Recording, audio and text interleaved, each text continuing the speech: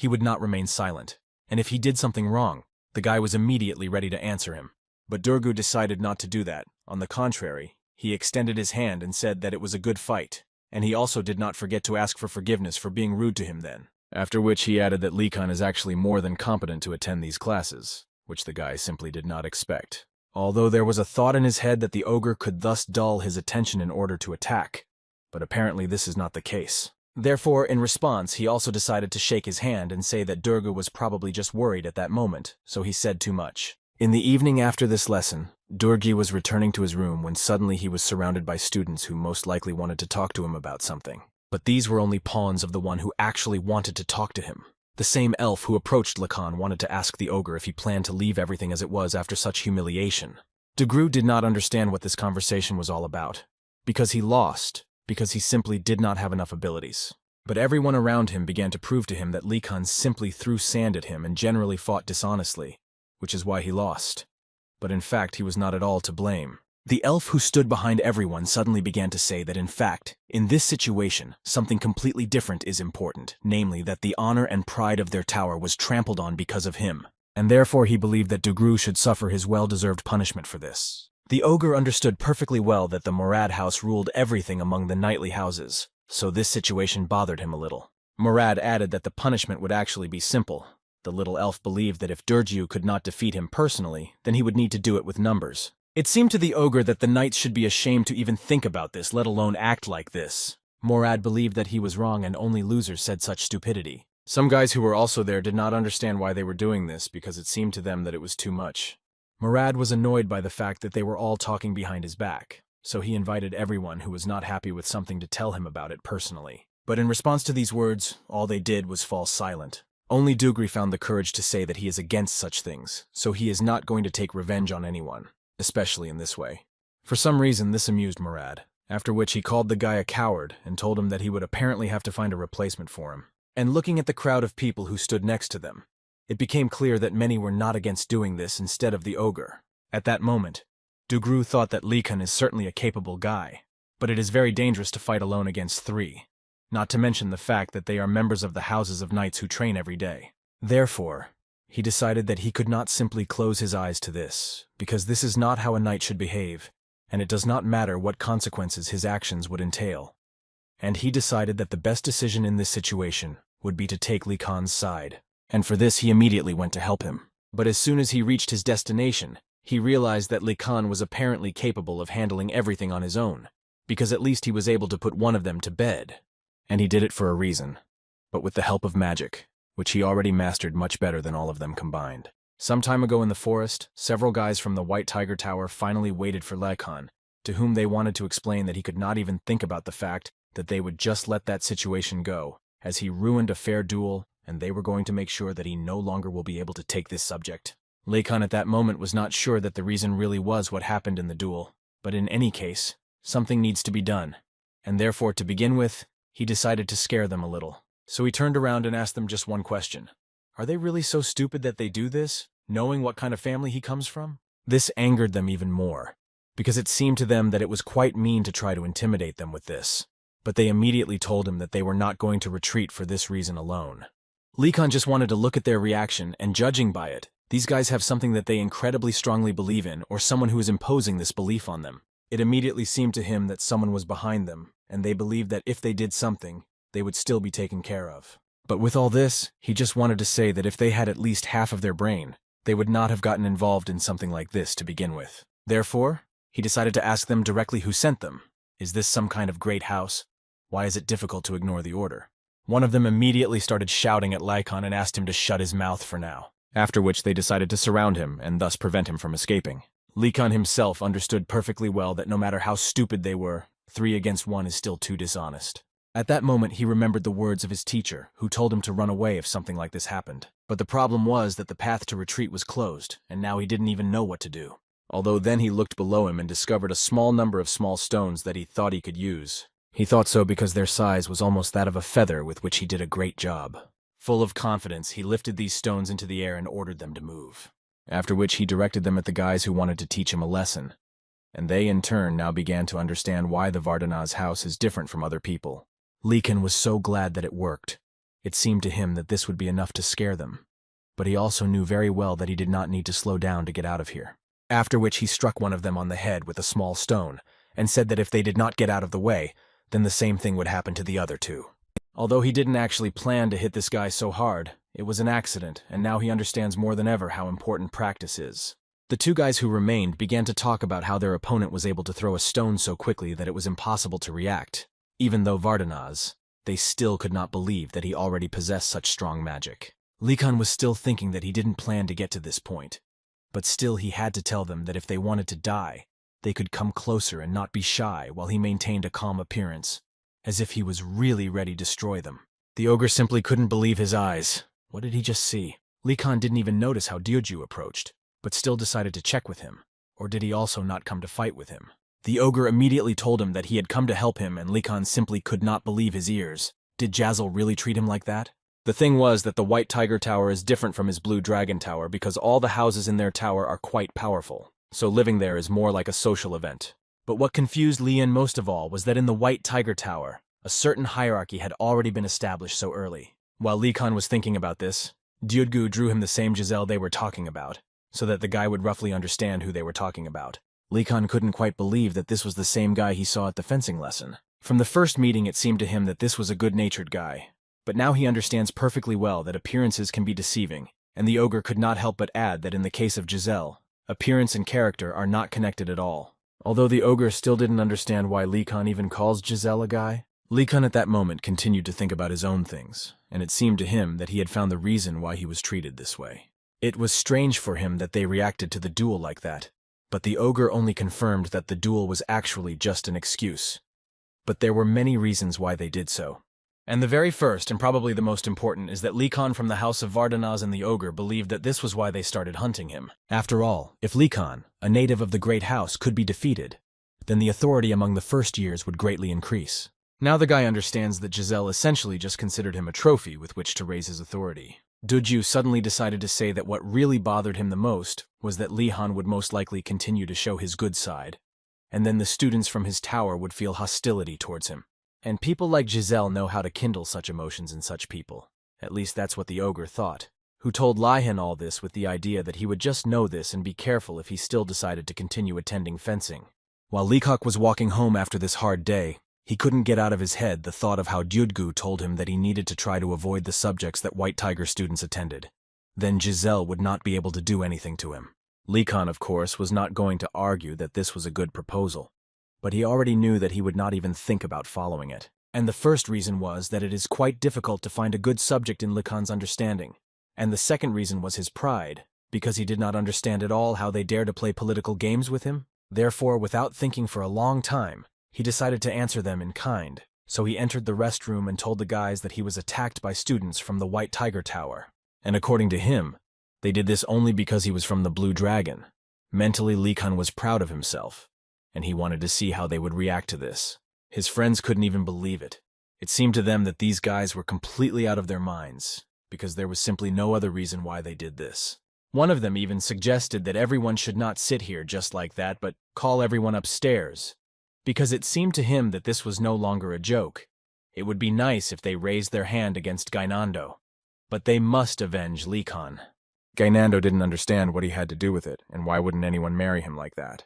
Lee Khan couldn't even imagine that they would be so angry. It's even more than he thought. This even crossed some normal boundaries, because they were going to contact the others, and even some offered to find weapons. Apparently now Lee Khan will have to calm them down, if of course he manages to do this. But they didn't seem to listen to him at all, because they believed that they all owed him here, and should do everything to help Lee Khan. They were still grateful to the guy for bringing meat for them, and it was Lee Khan who saved them from hunger. The guy, of course, could not tell them that it was simply his plan on which he made good money.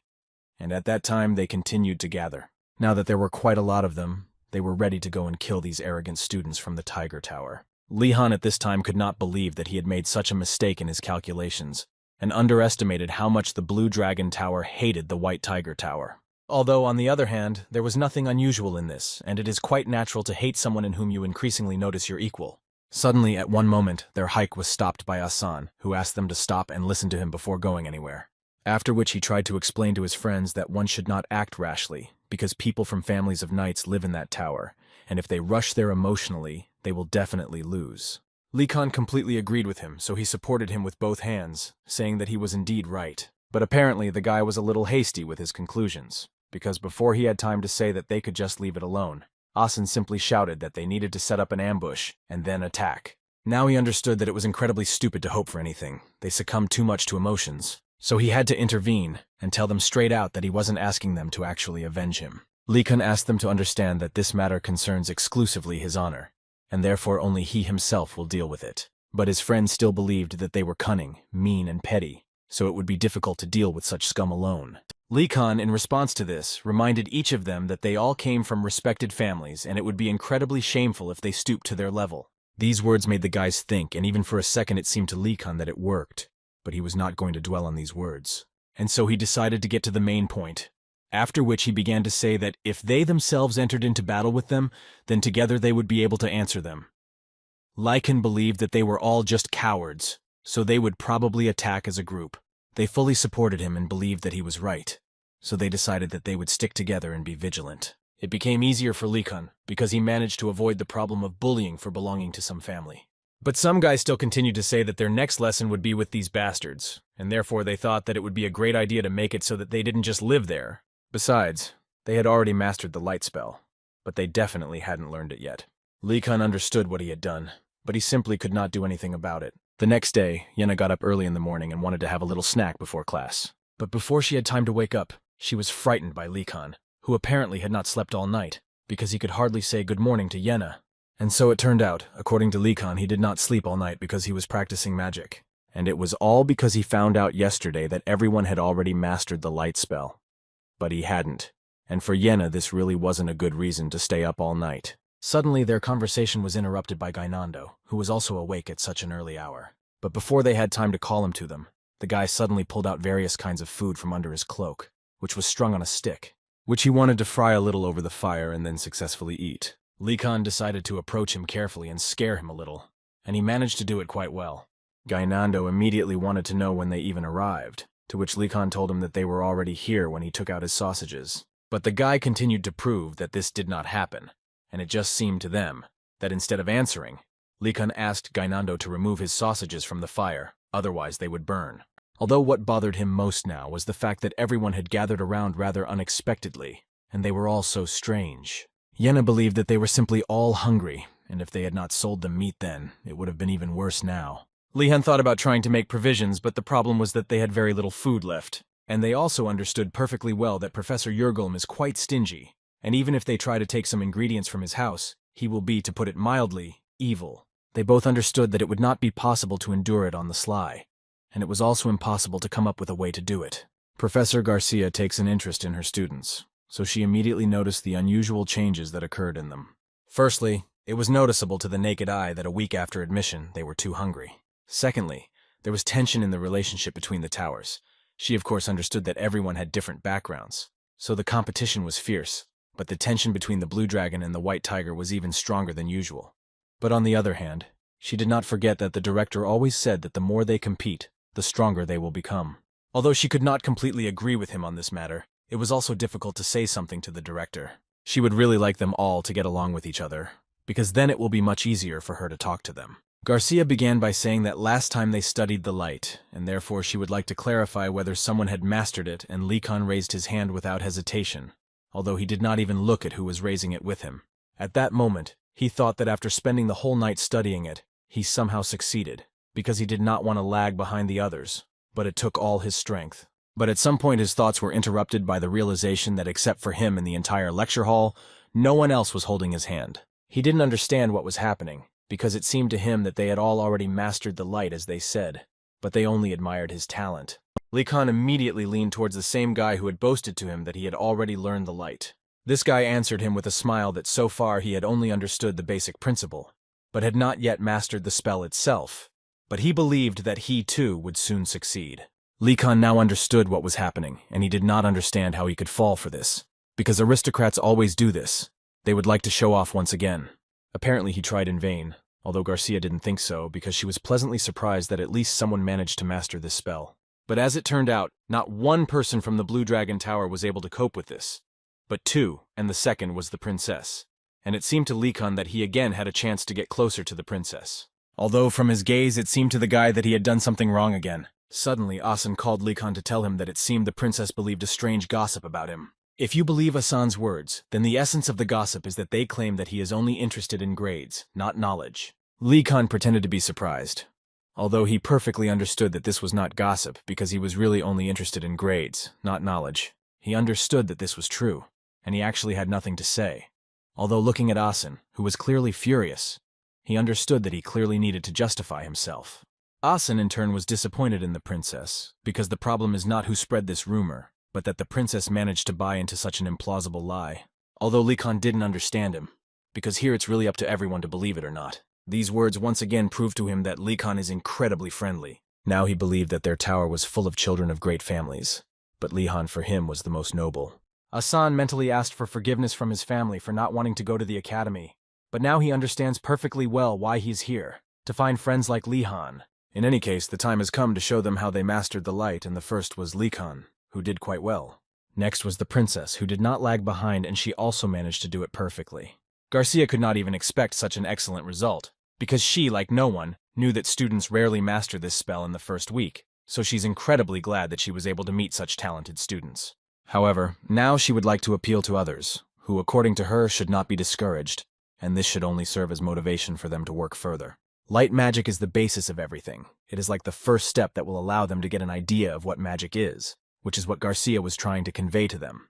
At that moment, Likhan was not entirely sure that anyone was listening to the woman at all, and he didn't just say this, because it was enough to just look at how they behave. Garcia also noticed this, and for now, rather calmly asked them all to calm down and return to their seats. One of the students of the White Tiger Tower said that this is actually just a spell, and should not brag about it so much, but he was immediately answered from the Blue Dragon Tower, saying that in the White Tiger Tower, there live 0 students who cannot even master such a spell. Garcia heard all this and asked them not to be upset, because this semester they will only study elementary magic, so each of them still has a lot to learn. This pleased the guys not only from the Blue Dragon, but also the students from the White Tiger. Garcia also made sure to add that once they mastered the light, they would unknowingly figure out how to master it along the way.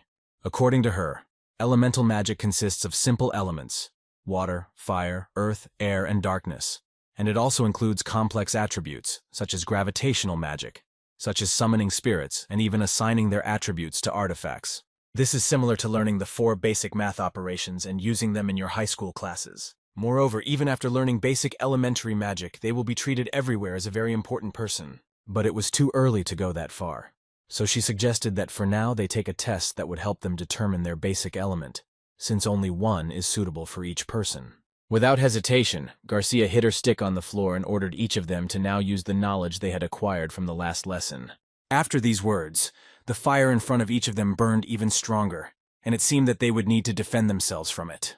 And only after that, Garcia told them that this time they would need to create not light, but fire, so she asked them to be extremely careful, because unlike light, fire can burn them very badly. To begin with, she asked them to cast a spell, but they had to do it mentally and very slowly while saying only one word: burn. After which she showed what result they should get, and it was truly magical. Each student was truly impressed by such beautiful fire magic.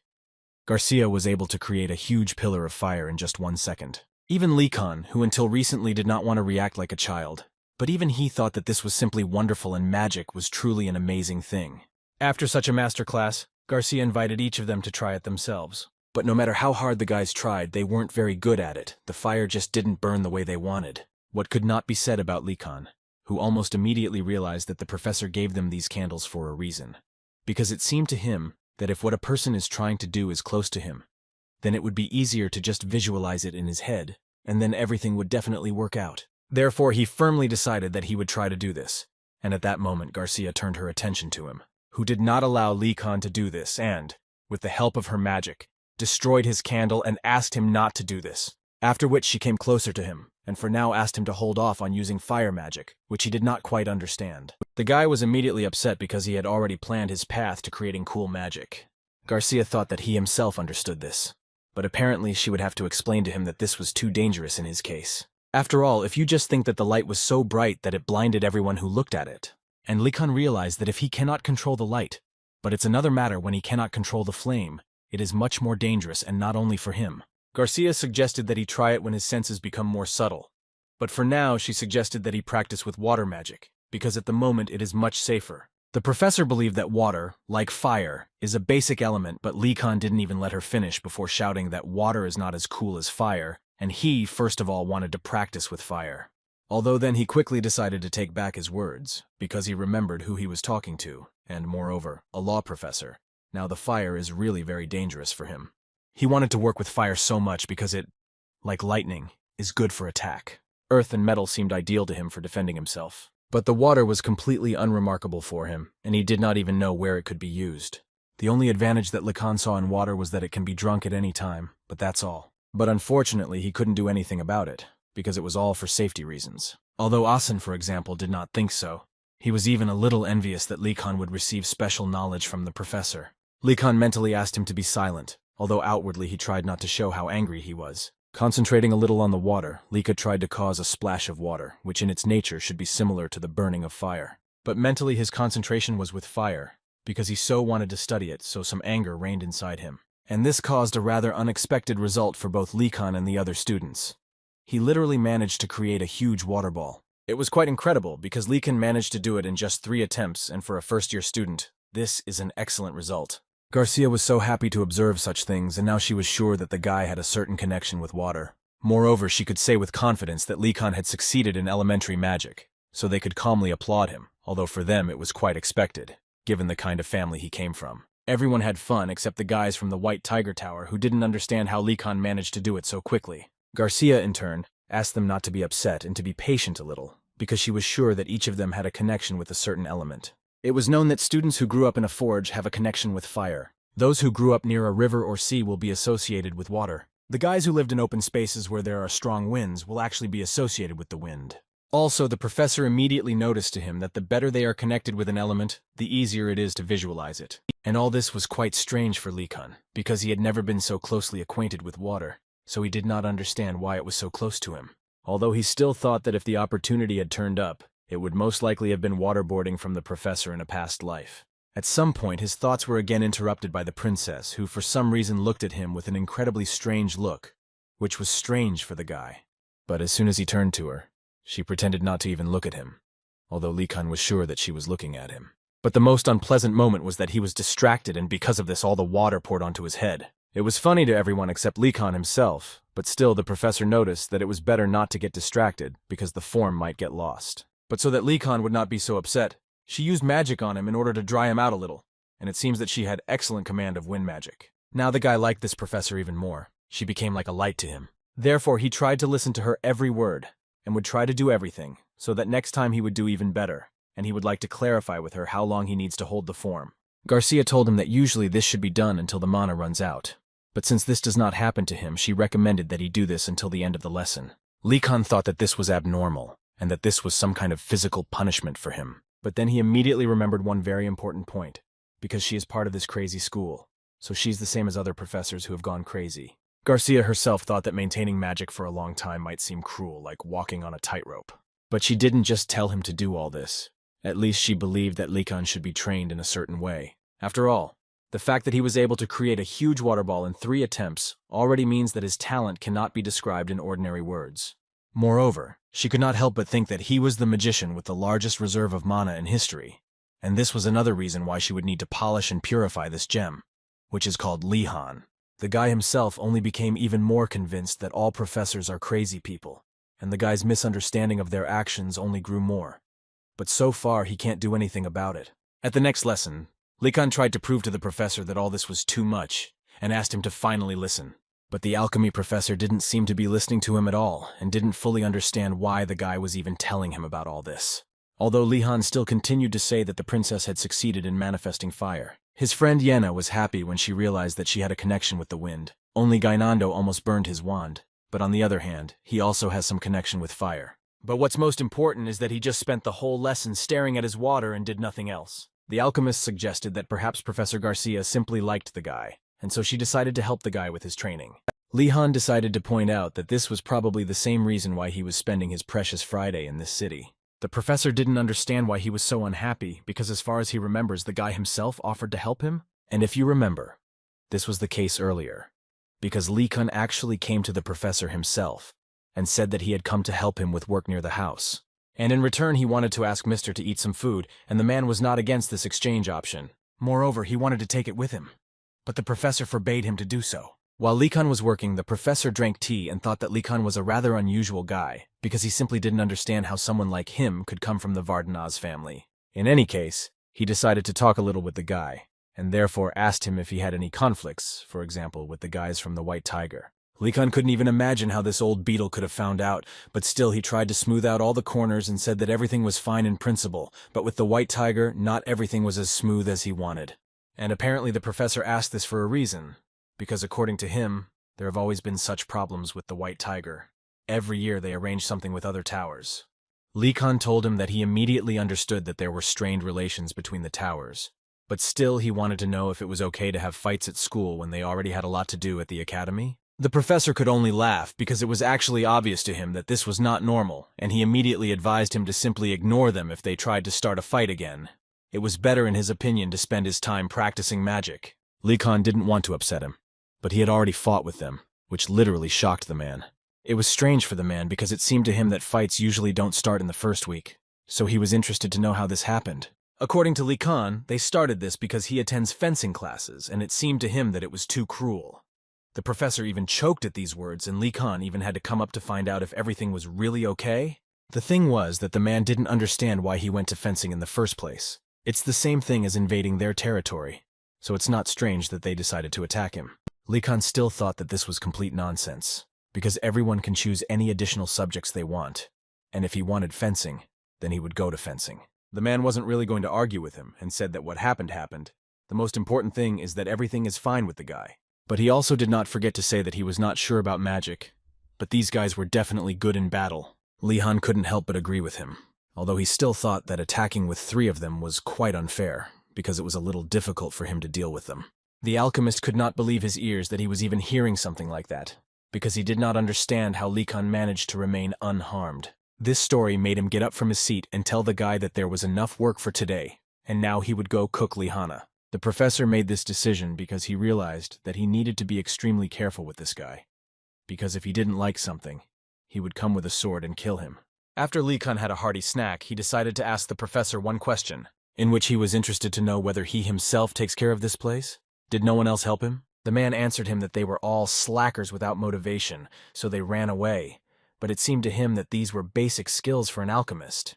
In his head, Likan didn't understand what he meant by the word basic. Is it really for him to sweep away all the dust in the hut, clean the cauldron, and check the ingredients? All these are basic alchemy skills.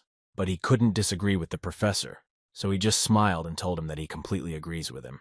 Likan decided to change the topic and saw a small area where nothing was growing, and so he wanted to ask the professor to plant something here. The alchemist was not at all opposed to the guy planting whatever he wanted. According to Likan, he would like to plant cabbage or onions, which he liked so much. The professor agreed, but he asked Likan to say that he did not plan to sell them later. Unfortunately, the guy couldn't say that, because that's exactly what he wanted to do.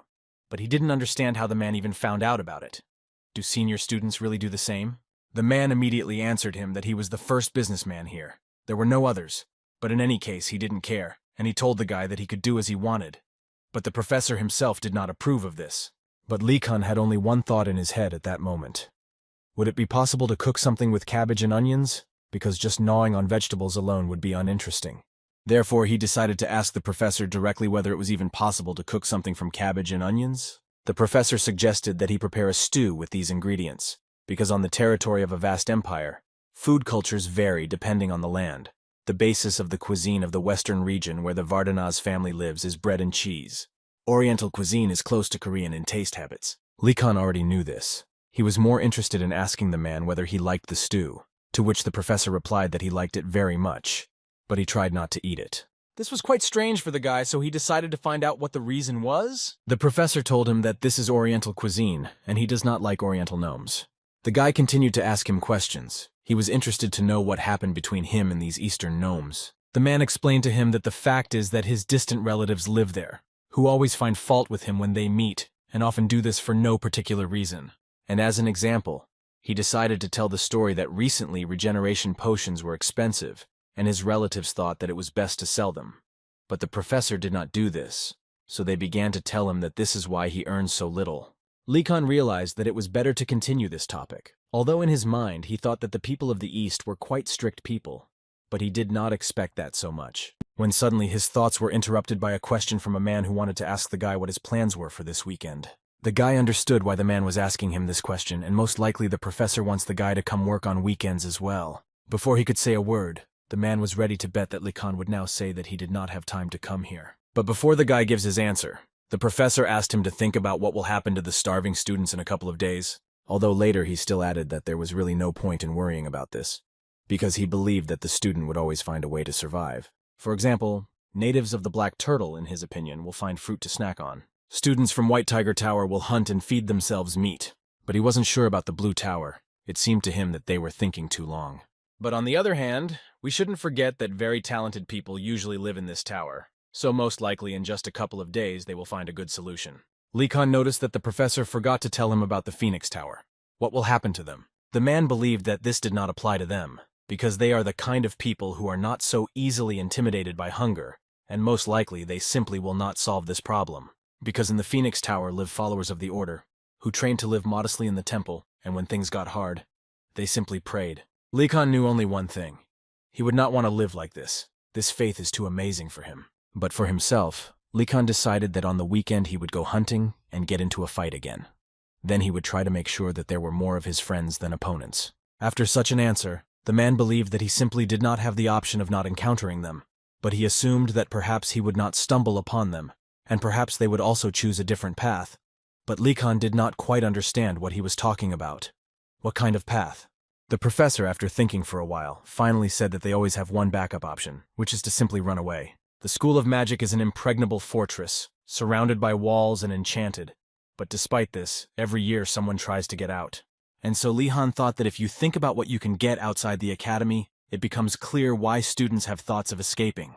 New clothes and shoes, bread, butter, cheese, and jam, and other essentials that provoke students to escape. Suddenly all his thoughts were interrupted by the professor, who noticed that the guy had that strange expression on his face again. And it seemed to him that Li Khan was again thinking about something suspicious. But he immediately asked him to wake up, because the reason why tigers always try to run first is that they are very frivolous. Li Khan wanted to clarify from all this said, or did someone manage to escape? The professor thought about the fact that in fact, some managed to do this, but everything did not go as planned. However, he understood that Li Khan was unlikely to listen to his advice. So he just turned around and told Leon to forget about everything they had just discussed and asked his boyfriend to do whatever he wanted. Besides, he believed that it was much easier for young people to overcome difficulties. But Li Khan understood why the professor reacted so sharply, so he decided to tell him that he actually did not plan to run away. But the man was not going to believe him, because he believed that it was written all over his face. Jiu, meanwhile, stood in a rather strange room and listened as these strange priests told him that he had better concentrate and cooperate with them. But the ogre cannot be deceived so easily, so he asked Li Khan not to go that far. The guy immediately took off his hood, and he was actually not surprised that they failed to scare the ogre. Gainando couldn't believe that they knew each other, because he so wanted to scare Choi Dudju.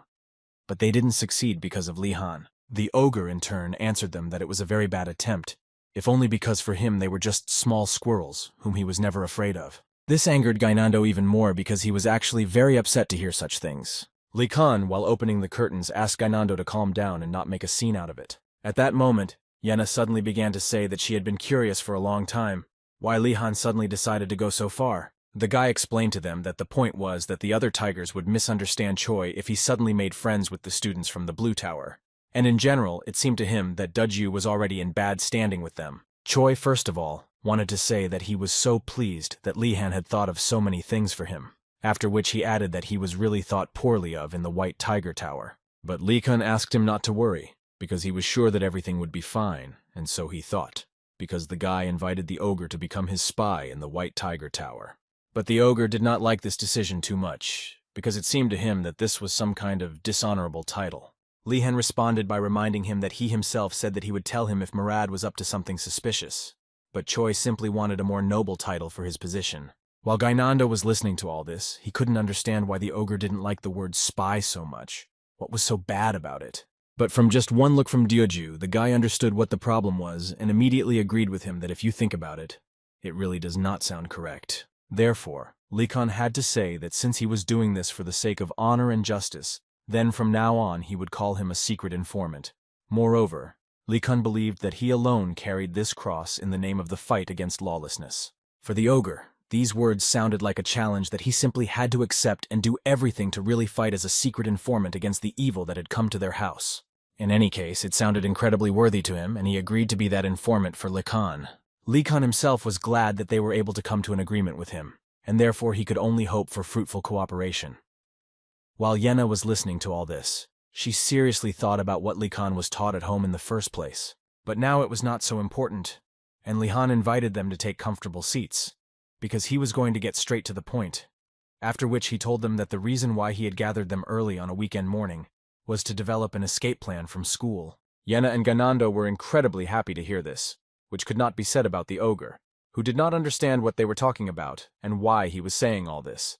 Judge Yu tried to ask him again whether he was serious or if this was just another joke. Li Kun knew that the ogre would be against it, so he prepared 10 reasons in advance that would convince him. But as it turned out a few seconds later, Dioju also really wanted to get out of this prison, and he was shocked that Li Kun also wanted this. The guy understood perfectly well that even though they were knights, aristocratic habits could not be eradicated. The students from the Tiger Tower never knew what hunger was, so it was much more difficult for them to survive it. It was for this reason that they decided that this could not continue, and they needed to go hunting. Besides, the guys from the Blue Dragon succeeded, so they can too. In addition, they really wanted to wipe these bastards' noses, otherwise they were very proud of the fact that they were good at using magic. But this riot was interrupted at one point by Giselle, who for now quite politely asked them to calm down. After which he added that hunting is of course good, but he also asked them not to be so frivolous because they forget that hunting in these places is quite difficult. He decided to remind them that Li Kun destroyed the boar that the professor had released, and in order for them to destroy such a thing, they would need to go deep into the forest. And Giselle was not entirely sure that they were ready for this, because at least these lands were unknown to them. Therefore, one of them at one point decided to ask if he had any ideas then, because they simply had nothing to eat. Giselle answered him with a smile that he had one very interesting idea that they would most likely like, after which he invited them to leave school. But first of all, he wanted to make sure that they would stop even thinking about buying meat from those bastards from the Blue Tower. Still, they believed that this was not entirely possible, so they doubted his plan. But according to the guy, he planned everything a long time ago, so there's no need to worry. And now, first of all, he invites each of them to join him because in no case is he going to monopolize this opportunity. However, he immediately warned them that they would have to obey his orders, because he did not want the plan to be ruined due to stupid disobedience. Murad listened very carefully to all the words of Murad, who was ready to fulfill his duty to Li Kun. The guy couldn't believe the ogre's words and decided to ask him in response, "What do you think? If he also follows all the orders, will he be taken to the team?" Dyudga expected a slightly different reaction, and didn't quite know what to answer to this, because he didn't understand how a guy could ask something like that after everything Giselle had done to him. Li Kun laughed because it turned out to be a joke and he decided to tease him again. In any case, it's time to move on to the plan, and initially Li Kun planned to devote time to finding a way to escape. But judging by the kind of professors here, it will be quite difficult to do this. But Murad had already said that he had some kind of plan, and this prompted Leon to think that there was a loophole somewhere that he simply did not see. In addition, Murad is clearly not such a simple person as, for example, Gainando, and it will be much more difficult to deceive him. After all, he is smart and cold-blooded enough to take advantage of the students in his tower, and since the beginning of the semester, Li Han was almost sure that he had some reason to be overconfident. Therefore, it seemed to Li Han that they simply had no other choice but to simply follow him and find out what his plan was. Doge immediately thought this idea was incredibly stupid and incomprehensible, so he reacted that way. Li Han didn't understand why he was so angry and immediately wanted to know if he had a better idea. The ogre thought that this was a little shameful, so he reacted. Li Han immediately asked him to think again, but at the same time added to him that now he and Murad are on opposite sides of the barricades. But Dudgu did not fully understand what he was trying to convey to him, after which Li Han told him that there is such an expression, know your enemy as yourself, and now it seems that the ogre began to understand what Li Han was telling him. Li Han, putting his hand on his shoulder, said that this is his strategy, and he believes that at the moment it is the only one. In the eyes of the ogre, Li Han was like an angel, and he simply could not refuse him. It was too convincing for him. Therefore, he still answered Li Han that it seemed to him that this could still work, and they should try to do it. Well, since the ogre agreed to such conditions, then Li Han, without thinking for a long time, decided to send him to monitor Murad, and as soon as he finds out something about his escape plan, he will need to immediately report it. Li Han also did not forget to add to Dogyu that he is not only a great warrior, but also an honorable informant, and made it clear to him that his mission begins right now. The ogre simply could not refuse the guy, so he told him that he could rely on him. As soon as the doors of the room closed, Lee Khan immediately said that now they need to come up with another escape plan while Dogyu is busy spying. But first, Yenna and Gainando would like to ask Lee Han if he was brainwashed before entering the academy. That same day in the evening, Lee Han gathered all his friends in one place and was grateful to each of them for coming to their first meeting regarding the escape. But that wasn't the reason Nilya came here, so it wasn't surprising that she was so surprised. Besides, she thought it was complete madness. She, until the end, thought that they would go hunting or something like that. Lee Khan immediately began to calm her down and say that there was no need to worry, because he had a plan that would help them do this. Looking at him, she herself understood perfectly well that Lee Khan from Vardanaz's house would hardly have gone for it without a plan, because she believed that he was really different from other students. Therefore, she wanted to quickly find out this plan of his, and for this she asked directly. Lee Han began to talk about how there is a student from Tiger Tower who knows how to escape, so they will follow him and steal his plan. Although Nilya put on a joyful face, she mentally couldn't believe what was happening here. Was this really Lee Khan's plan? Yenna noticed a drop of doubt in Nilya's face, so she decided to pointedly ask Lee Khan if it was possible to carry out his plan without Nilya's participation.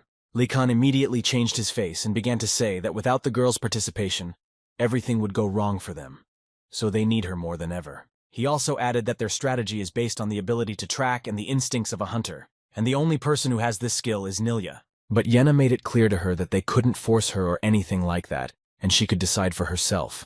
But they would be so sorry if she didn't agree. This was the simplest manipulation technique that Yenna managed to learn from Lee Khan.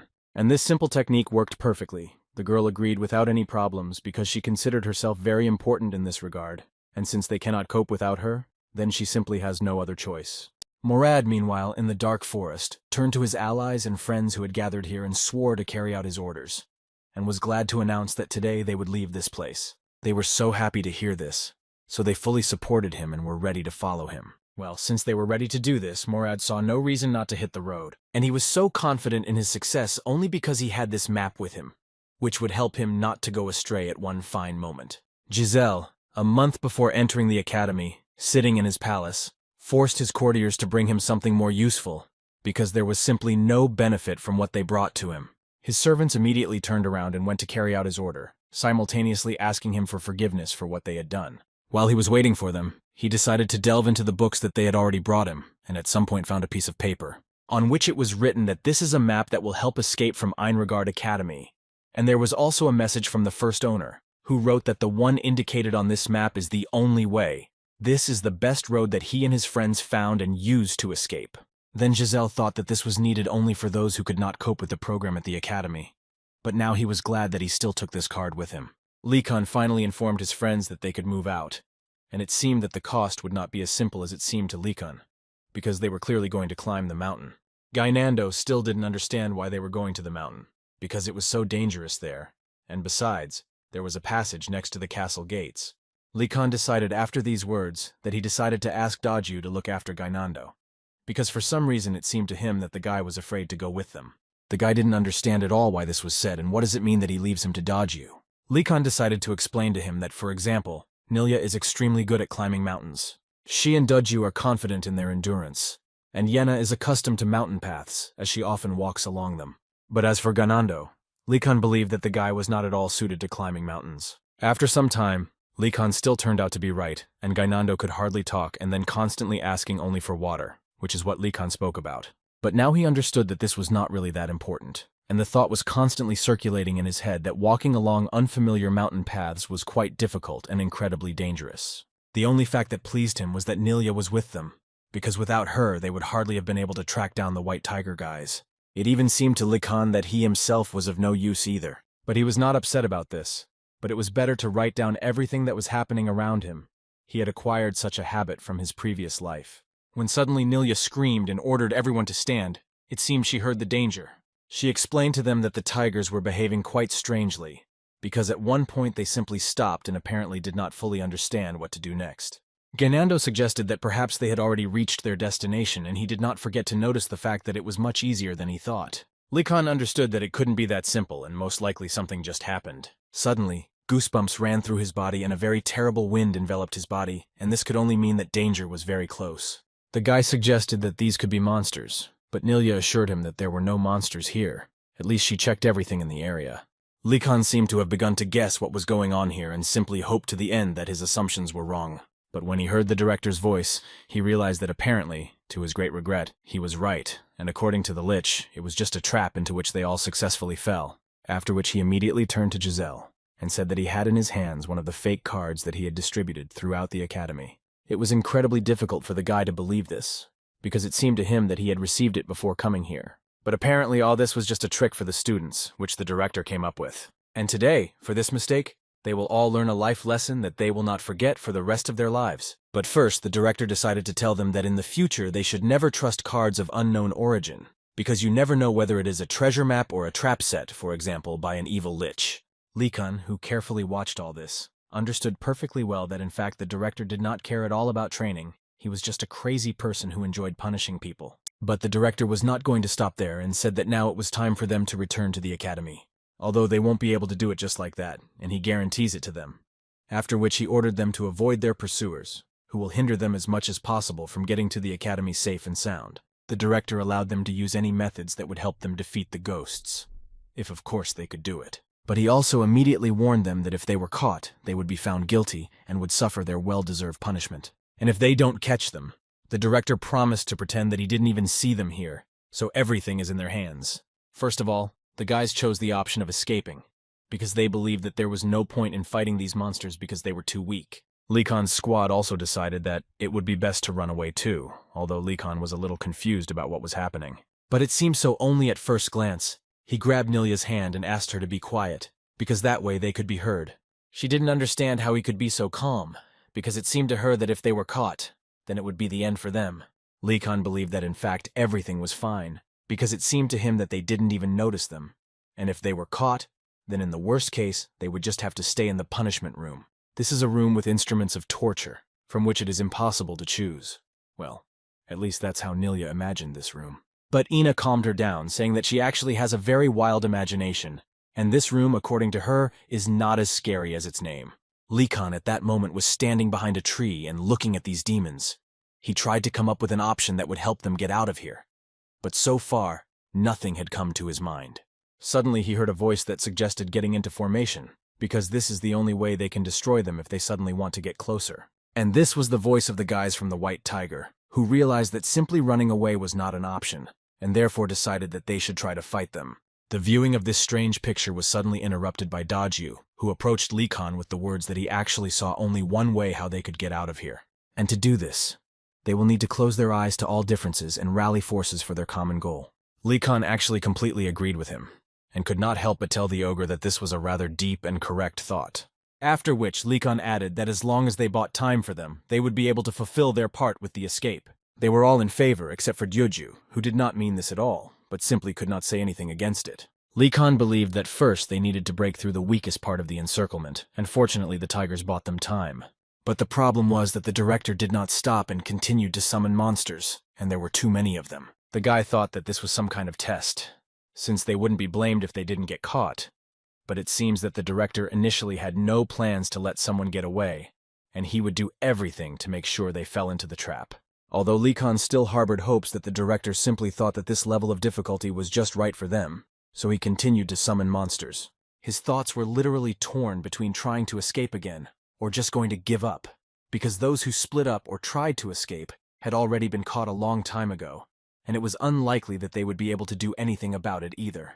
After some time of observation, Likan noticed one very important thing, namely, that the pursuers were not interested in this direction, but he did not understand why. And one of the reasons for this behavior may be that the director simply did not notice them, and then they have a better chance of getting out of here unnoticed. There was complete chaos going on in Likan's head until the thought came to his mind that the director wasn't actually here. Just like when he and Asen climbed into his nightstand and his clone or illusion appeared, and if Likan is right, then they will only have to run in the opposite direction to the White Tigers to remain unpunished. In any case, he understood that in fact they had no other option. So the first thing he decided to do was tell his friends that he had figured out how they could get out of this trap, which at first made them very happy. But they had such a positive mood exactly until he said that they needed to climb further into the mountains. Half an hour later, they continued to walk high into the mountains, which seemed quite strange to them, but they had no other choice but to listen to Likan. Nilya continued to do her work and once again reported to Likan that there should be no monsters ahead so you can continue walking. They walked a little further, and Likan decided to arrange a short halt so that everyone could rest and recuperate. Yenna was still a little nervous that skeletons might follow them, but Nilya calmed her down, saying that she had already checked several times and there should be no pursuit of them. Diodgu intervened in this dialogue, and it seemed to him that the main problem was that it was unclear how long the director would call them, so it was not entirely clear how long they would have to sit here. And it even seemed to him that perhaps he should have broken through them in order to divert their attention in this way. Likan, in response to this, immediately told him that even in this case they would hardly have managed it, because there were too many of them. And now he suggested not to think about it, but rather to eat a little, and Gainando was the first to support him in this. Nilya, for example, wanted to drink more water, but to her great regret there was no more water. But Likan didn't think so, who used magic to create a small tide that filled her water bag. Nilya couldn't quite believe that he used water magic. She had only heard about it, but in life it was even more beautiful than she could have imagined. Now the girl would also like to take possession of it, because this way it could be useful to her on the hunt. Suddenly her surprise was interrupted by Yenna, who asked someone to light a fire because she was incredibly cold. And Nilya, who had only recently mastered the magic of fire, coped with this task perfectly. But even in this case, the first time she managed to create a fire, next to which they can now warm up a little. After which she told Likan that she was a little jealous of him, that he possessed water magic, and she would also like to learn more about this magic than fire magic. Lihan didn't expect to hear something like this, so he even cried a little about it. He did not explain the reason why he was crying. Lihan simply told the girl to be grateful for the magic that she possesses. Having warmed up a little near the fire, Likan and Nilya decided to go away to see if the director was still calling monsters, and what was Likan's surprise that this psychopath was still calling them. But Nilya was only worried at that moment that the guy was calling the director names, and it seemed to her that you definitely shouldn't do that. Lihan turned to her and said that she must understand one very important thing, namely that magic comes from a free mind, so he asked her to never restrain herself in expressing herself. These words made her stop being afraid of the director, so she, without much fear, shouted that the director was an evil person whom the world had not seen, and she also believed that this crazy skeleton would be eaten by wolves. But at some point she was frightened by a voice, and she immediately fell into Likan's arms with the words that she was very sorry for saying that. She convinced everyone around that it was said solely on emotions. Likan couldn't believe his eyes at that moment, and neither could Giselle. They both didn't expect to see each other here. After a short conversation, Likan invited them to go to their small hut so that they could rest. Gainando was the only one who did not understand why these people were allowed to come to them, since they already had little food. Although Duju asked Gainando to be quieter with such expressions, he himself mentally thought that Likan had the right to ignore them because of what happened. But even in this case, he treated them well, for which the ogre had great respect for him, because he himself could hardly do this. Giselle decided to accept this help, but until the very end he was haunted by the question of how could the dragons end up here. He assumed that they could have the same card as him, although he does not even consider the option that they could follow him. Murad did not fully understand what he could do with this and what to do next, because he was embarrassed by the fact that Likan helped them so much and did not leave them in trouble, although he had every reason to do just that. But even taking all this into account, he still remembered the words of his father, who told him that their family always remembers all the grievances, so it seemed to him that Lihan simply had an ulterior motive to do this. Although on the other hand, his father also always told him that they pay for kindness only when they remember it. Based on this, Murad decided to establish a good relationship with the guy, after which he could take a little time to decide what to do next. But before he had time to ask what happened and how they ended up here, suddenly one of the White Tiger's guys fell unconscious. This scared everyone because it was very unexpected and no one fully understood why this guy suddenly lost consciousness. But as soon as Murad looked at the other guys from the White Tiger, he began to guess what the reason was. Therefore, he immediately turned to Likan and looking into his face, he could not believe that the guy was capable of such a thing. But Likan could only say that it was too late to change anything, and he really poisoned the water they drank. A few seconds later, Giselle fell unconscious on the floor, without having time to say a word. Likan was so happy about this, because now they could get rid of another problem. He understood that it might seem like he had crossed a line, but the guy was convinced that if someone hated him for no reason, then he should create that reason. His friends immediately started shouting at him, because they didn't understand why he did it. Because they also drank this water, would they also lose consciousness now? It was so funny for Ina and Nilya to watch their hysterics because in fact they just passed out and no one poisoned any water. Gainando couldn't believe that they both knew about this. But Likan didn't specifically warn the guys because he understood perfectly well that they would ruin everything with their inept attempts to repeat themselves. Moreover, He did this not out of personal motives or desires. He believed that it was literally necessary to do it. After which he asked Gainando and the ogre to calm down, because they did this only to place their bodies near their pursuers. Gyudgu still did not believe that they could go so far, but apparently it will be so. Li Khan, to be honest, didn't understand why the ogre was so surprised by this, because he, like no one else, knows what kind of person Morad really is. And on the one hand, the ogre agreed with him. In any case, he wanted to know where they got the sleeping pills. Yenna said that when they were on the road, she noticed a sleeping herb among the bushes, which, according to her, can be ground into powder and mixed with water, after which this drink will make you want to sleep. So Li Khan decided to take a little of it, because he was sure that they would need it in the future. But she didn't even expect that they would need to use her in such a situation. After some time, the bodies of the guys from the White Tiger were taken by the director's hunters, and now they will all definitely be punished. Li Han was glad that their tactics worked, and thus, most likely, these guys will leave soon and they can safely return back to their tower. But before that, he offered to complete the remaining task, and he wanted to check this territory. Since they were already here, he believed that they should take the opportunity and do it. He was quite interested to know how far the wall of the academy stretches, for example. And is there really no way to get out of here? They walked for several hours without rest, and it seemed that with every effort their strength was becoming less and less. They never learned anything new. At some point on the road, Gainando began to scream very loudly, and it seemed that something incredibly terrible had happened. But as it turned out, he just hit a stone, but what's even worse is that he really wants to eat. Li Khan understood that they were not exaggerating and looked at the ogre, who was also tired. Nilya suggested that he turn on the light, because it seemed to her that hardly anyone would notice them here.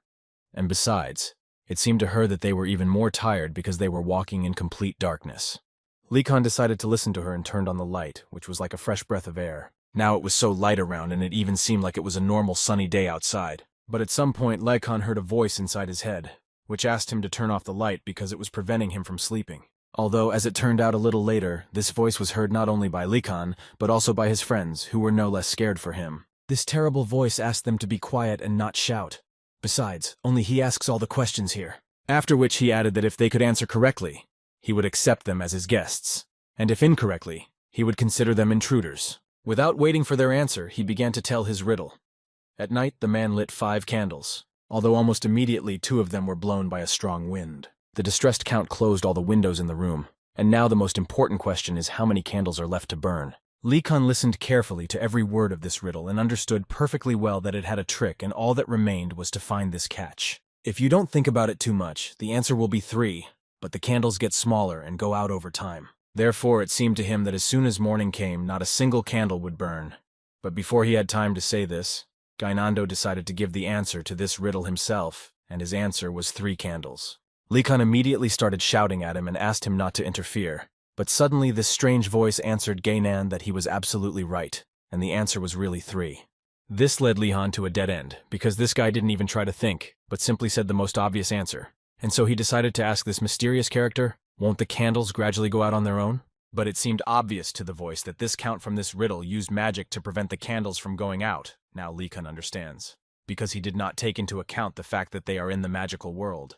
In any case, this was the correct answer, and in theory they should become guests for this voice. But apparently it won't be that simple, because he invited them to solve another riddle, and if they answered it correctly, he would reward the one who gave the correct answer, and Li Khan agreed to these conditions. Gainando and Yenna also did not mind taking part in this, and the voice happily began to tell the next riddle. It was that there is a man in the world. In the morning he is big, in the evening he becomes small, and at sunset he grows again. But at night he disappears completely. Who is he? This riddle was several times more difficult than the previous one, and we had to wait longer for the answer. Li Khan, after thinking for a while, said that the correct answer could be a shadow, and this turned out to be a completely correct answer.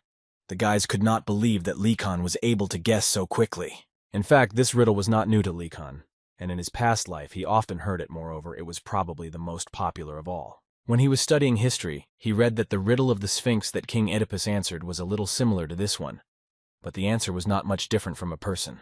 But now it doesn't really matter, because the answer was absolutely correct, and the magic tree finally decided to welcome smart guys like them. And a few seconds later, magical butterflies flew around them, emitting such a pleasant light. And the tree also realized that they were most likely all out of the way and they were probably thirsty, so it invited them to drink a special cocktail, which did not look as attractive as they would like. Li Khan, of course, was grateful for such a drink, but for some reason, he suddenly lost the desire to drink. Although he did it anyway, and the first sip radically changed his opinion about this drink. After all, his body was immediately visited by a feeling of such freedom. The pain in his muscles immediately began to recede, like a glass of clean cold water that you drink after a run on a hot summer day. The other guys didn't quite understand how Lee Khan could easily drink it, because for them it was very disgusting. According to the magic tree, it was tree sap, which Lee Khan liked very much. He even asked for another mug. But before that, the tree asked the guy to introduce himself, because he still doesn't know his name. The guy was gladly ready to do this, and the first thing he said was his name. But this was not enough, and the tree asked him to say which guy is at home. But when he said that his home was Vardinas, the calm atmosphere immediately changed to alarming for reasons that were understandable to Lee Khan. Although this was only for one moment, then the tree added to the guy that judging by the fact that he said his first name before his last name, it means that he will definitely become an excellent magician. Now, the tree would like to know from them what brought them here in the middle of the night, to which Lee Khan, without much regret, lied that they were just enjoying a night walk and Yenna simply did not understand how he could lie so easily. But apparently it's not easy to deceive the tree, and it immediately decided to clarify why they decided to escape from the academy a week later. Lee Khan realized that there was no point in continuing to lie, so he decided to say that something just happened, and then he decided to ask this tree for advice. The tree understood what Lee Khan was asking him for, and decided without thinking for a long time to answer him that in fact, there is one way to get out. But for beginners, it is almost impossible, so his advice was not to try to do it. Then, Lee Khan became interested in finding out from him how far the walls of the academy extend, and if you believe the tree, then this is also not something they can find out.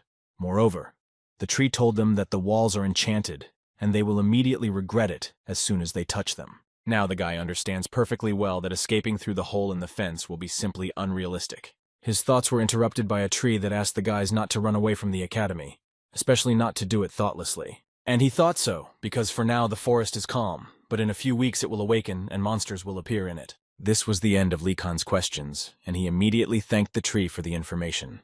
The tree, looking at the guy at that moment, thought that his eyes were not moving at all, and most likely he was eager to set off. And so the tree was confident that it would be quite fun to watch. But still, the tree was not going to let the guy go just like that, so it asked him to stay a little. And the reason was that the tree wanted to give the guy a gift that he deserved for solving the riddle, and it was a small artifact. And as it was known, for magicians, artifacts are literally their arms and legs, and among them the most valuable are magic wands and similar items. Now new students are extremely dissatisfied with the chopsticks they were given at school. And at that very moment, Lee Khan became the first of them who was able to receive a new item. As soon as Lee Khan took this artifact in his hands, such a cozy and refreshing feeling immediately spread through his body. The tree at that moment was carefully watching Lee Khan, thinking that he was truly an unusual boy. And it was not just like that, because there are spirits in this staff, and it would be difficult for a child of his age to sense it. The tree also did not forget to tell Lee Khan that the more he uses it, the more he will be able to learn about the powers that it hides. Lee Khan asked him to tell him what was hidden behind the staff, but the tree assured him that there was no need for this, because over time he would understand it himself. Mentally, the tree continued to think that this guy reminded him of the Vardinas madhouse, whom he met in the last century, although he really shouldn't have expected anything else from the blood of the Vardinas. There was nothing more to add on this tree, and it told the guys that it was time for them to return. But before sending the guys back to the forest, the tree asked Lee Khan not to use magic here, because it could awaken other trees that would not be so friendly towards them. In this case, Lee Khan did not understand how they could get out of here, to which the tree asked him to remember the riddle that they managed to solve. This would be the answer to his question. When they left the territory of the spirits, all the undead had already disappeared, and while the sun was shining they descended from the mountain, after which they each went to their own room and laid their tired bodies on the bed. But before Lee Khan had time to fall asleep, suddenly someone started breaking on his door and knocking very loudly. It was Arnaz, who asked to forgive him for his rudeness. The matter was not incredibly urgent. According to him, the psychopathic director decided to arrange something outside. Lee Khan realized that apparently he would not be able to sleep today, and the director most likely wanted to identify those students who managed to escape from the undead. Then he decided that he needed to act even calmer, so he replied that he would wake up the guys and they would go downstairs. After they all got out of bed, they immediately went to the gathering place, where, for unknown reasons, the director organized some kind of celebration.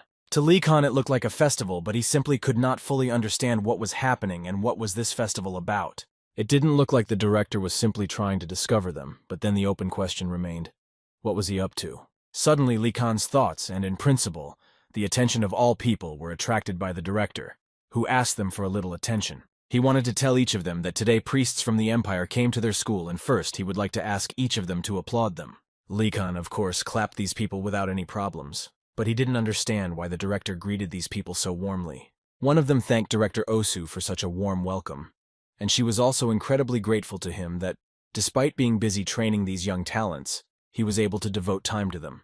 In response, he said that he was very pleased that they, as respected priests, understood his heavy burden.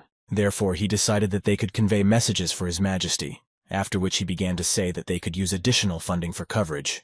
But before he had time to finish speaking, a woman suddenly interrupted him and immediately told him that this was actually not within their authority, so she asked him not to even mention it. Now Lee Khan began to understand what was going on. Apparently in any world there are people who are ready to do anything for money. After this woman refused the director, she began to tell the students that she was very glad to see each of them. After which she added that they were just simple ministers of different religious movements, and they were very glad to have the opportunity to introduce themselves. But Lee Khan almost immediately realized that they were in fact not simple priests.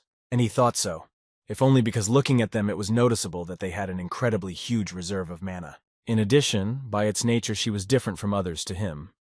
But before he had time to think about what it could be, he was suddenly interrupted by the director, who wanted to ask the guy if he was interested in all this. Lee Khan didn't even understand where he came from here, but the director didn't pay attention to his fear, and already began to tell him that the priest's mana is so unique that it deserves the title of holy power. Now it was clear to the guy where this feeling came from.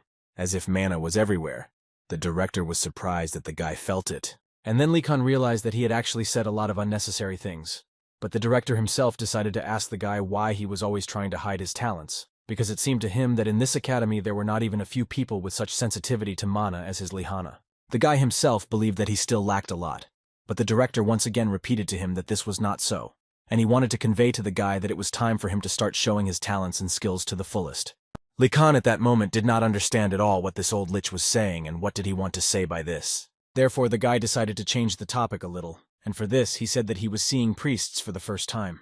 This was not surprising for the director, because he is from the Varnadas clan, and therefore it was not surprising for him that he had no experience of communicating with them at all. And he explained all this by saying that he were too smart and therefore they had no faith in fate.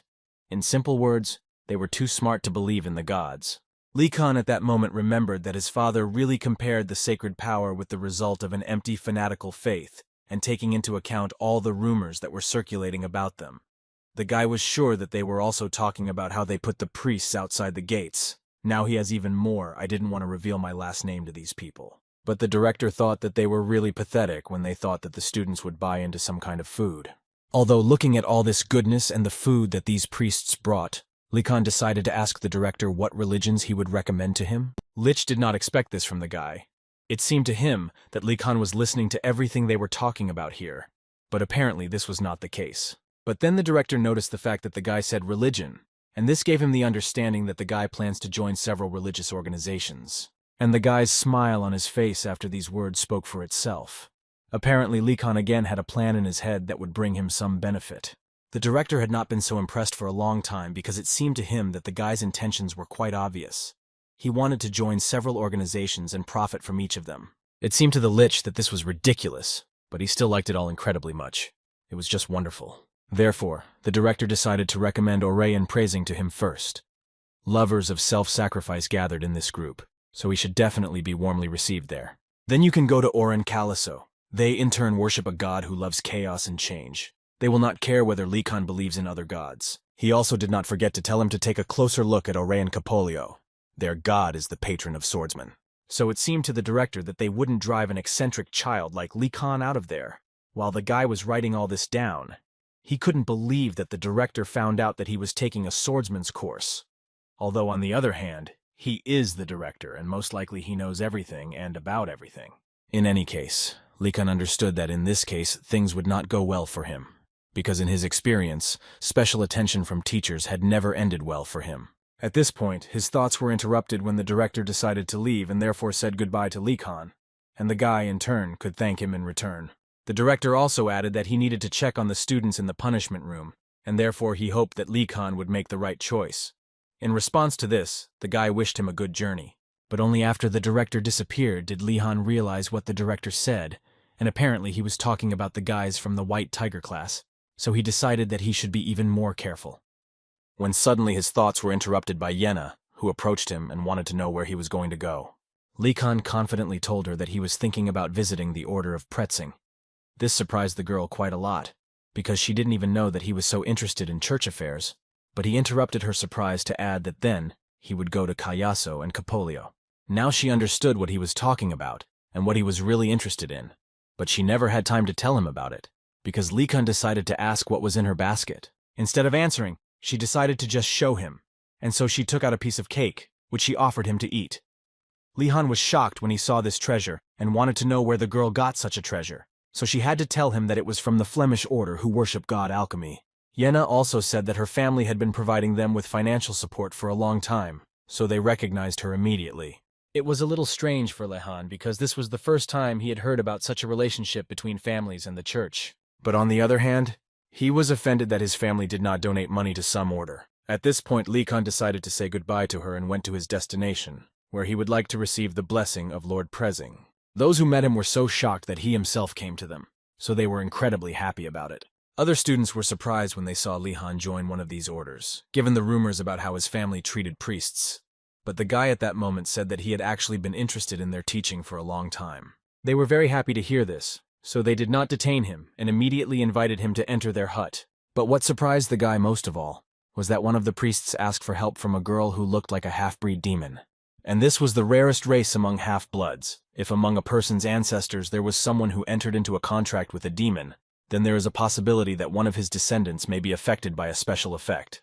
Usually people judge half-demons for their appearance, but they usually do not reciprocate and simply tolerate insults directed at them. The priest decided to introduce this girl to Li Kan, and her name was Digiling, and she was a new student of the Burning Phoenix Tower. Also, the woman could not help but add that she did not suspect that there would be another believer besides Digiling. In response to this, Lahan stated that it is simply impossible not to believe in Lord Prezzing if you know about his great will. Although the only thing in the guy's head was that there are two most important points when joining the order, and this is what he can get from it. And what will he need to do for this? At first glance, Li Kan, this order may not look very good, but he was interested in the fact that they have a bunch of artifacts from which he feels mana and they could be useful to him in the future. Therefore, a question arose in his head in which he was interested to know whether the Order of Pretzing was related to the creation of artifacts, when suddenly his thoughts were interrupted by Madame Madrid, who was called to look at the new potential believer. But as soon as she left her room, Li Kan began to feel dizzy from some kind of pressure that was incomprehensible to him. And this pressure existed until this woman came close to him and said that her name was Madrid, and she was very pleased to meet him. Li Kan greeted her with a smile, although mentally he did not understand how she, so small, could radiate such oppressive energy. But what surprised him most was that she left incredibly huge traces behind her. Madrid noticed the guy's surprise at her trace, and she immediately decided to tell him that in fact there was nothing to be surprised about, because the fact was that it was because of the artifact that she was using. She also added that it is enchanted and is capable of increasing the weight of the wearer several times. Li Kan decided to ask why she needed something like that, but the answer did not surprise him because the woman convinced him that all this was for the sake of the will of Lord Pretzing. He did not expect anything else, but still decided to clarify with her what she meant, to which she replied that in fact, Lord Pretzing is the one who took the pain of the whole world, and therefore, according to her, they are obliged to share this pain with him, and this is possible through the use of cursed artifacts. Li Han for a moment felt like he was just going crazy while listening to all this. He couldn't believe that he actually listened to the director's words and came here. However, she could not help but add that this path was difficult, and she would understand him if he was not ready to do this. But on the other hand, according to her, she could not be sad, because she had actually already prepared a welcome gift for him. According to her, even though it is called an artifact, she doubted that anyone would want to wear something that absorbs mana. Li Kan was about to leave, but suddenly stopped because he suddenly wanted to know what curse was on this artifact. And he was interested only because he remembered that his weakness was that he had too much mana and this item could definitely help him. Therefore, he immediately ran up to the woman and wanted to find out from her what about the other abilities of this artifact, because he was sure that this was probably not all that he could do. According to the woman, its main effect is that the stronger the artifact, the heavier the curse on it.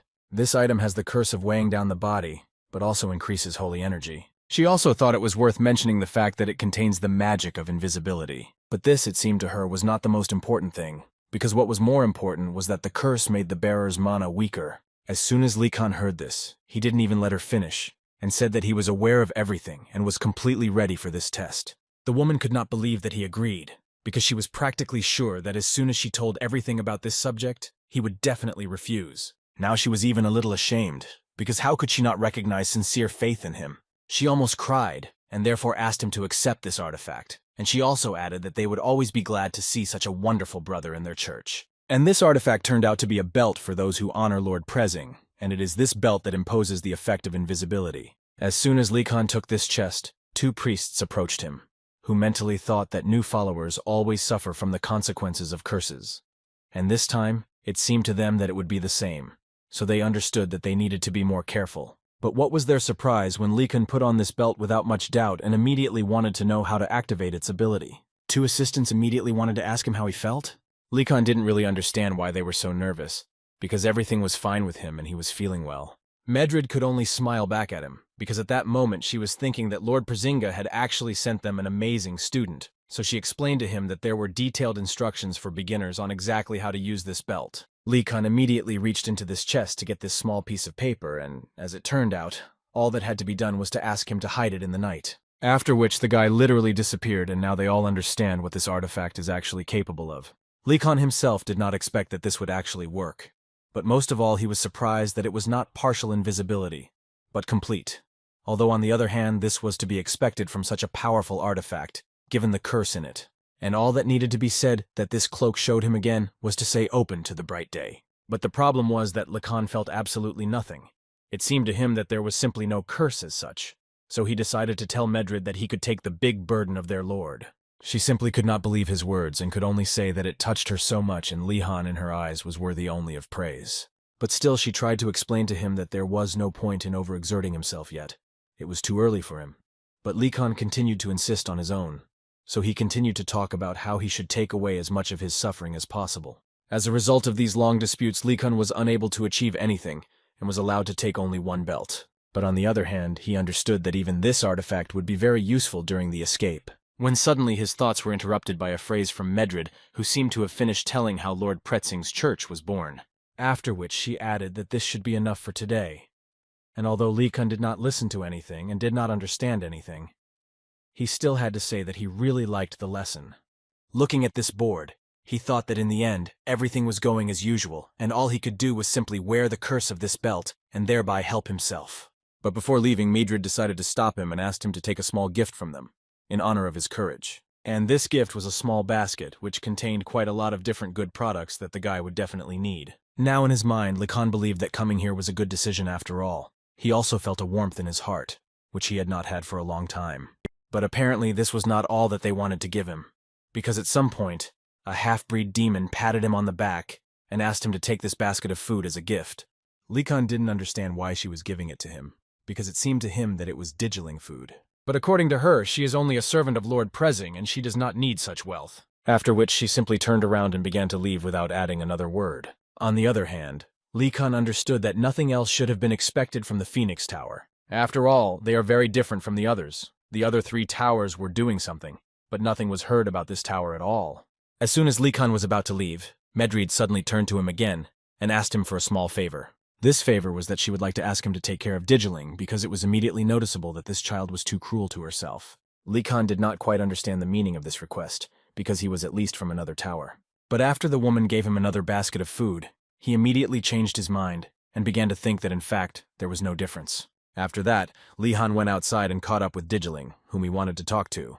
And most of all, he was interested in the question of what it was like to study in the Phoenix Tower, because as everyone knows, they don't really communicate with the other guys, and they are very interested in what they do in their free time. But the answer was too boring, because the girl said that they pray in their rooms in the morning, evening, and even sometimes at night. According to her observations, some guys even go to the forest or mountains to pray for the whole night. As far as Li Kan knew, there was a curfew on weekdays, and it was a little surprising to him that they were allowed such outings. Digiling told him that in fact their tower almost immediately received special permission for such events. This made the guy smile, because he realized that believers don't care about the curfew, and this could be played for his own personal gain, and Li Kan understood this very well. He even thought that if he put on a robe, he would have several times more time for activity. Therefore, he decided not to wait long, and immediately decided to ask the girl if he could get clothes for believers. She didn't quite understand why he needed it because his curse was unlikely to be alleviated by wearing such clothes. Lee Khan immediately made it clear to her that he didn't need her for this. As it turned out, he just wanted to better understand the teachings of their lord. Digiling told him that since he was so inspired, she would have no problem preparing everything for their next meeting.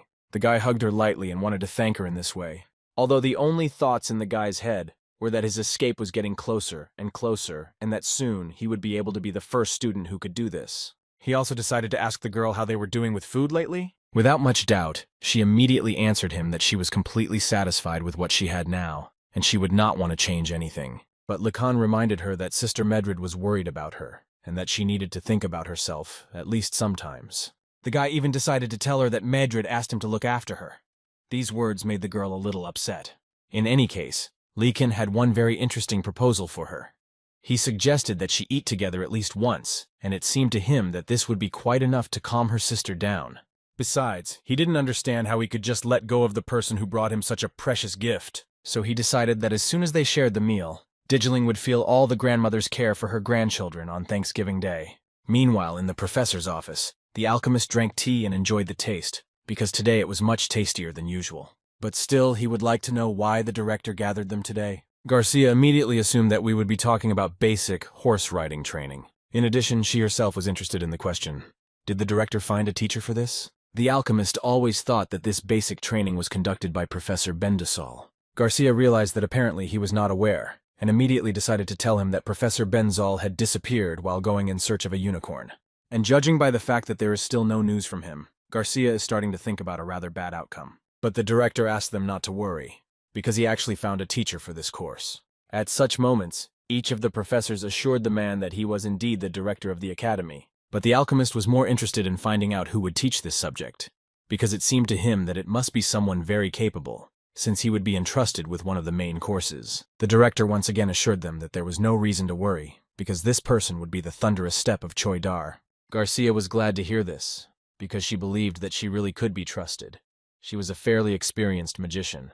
They also knew that she was a fairly famous explorer, and, if they were not mistaken, it was she who discovered many territories both inside and outside the empire.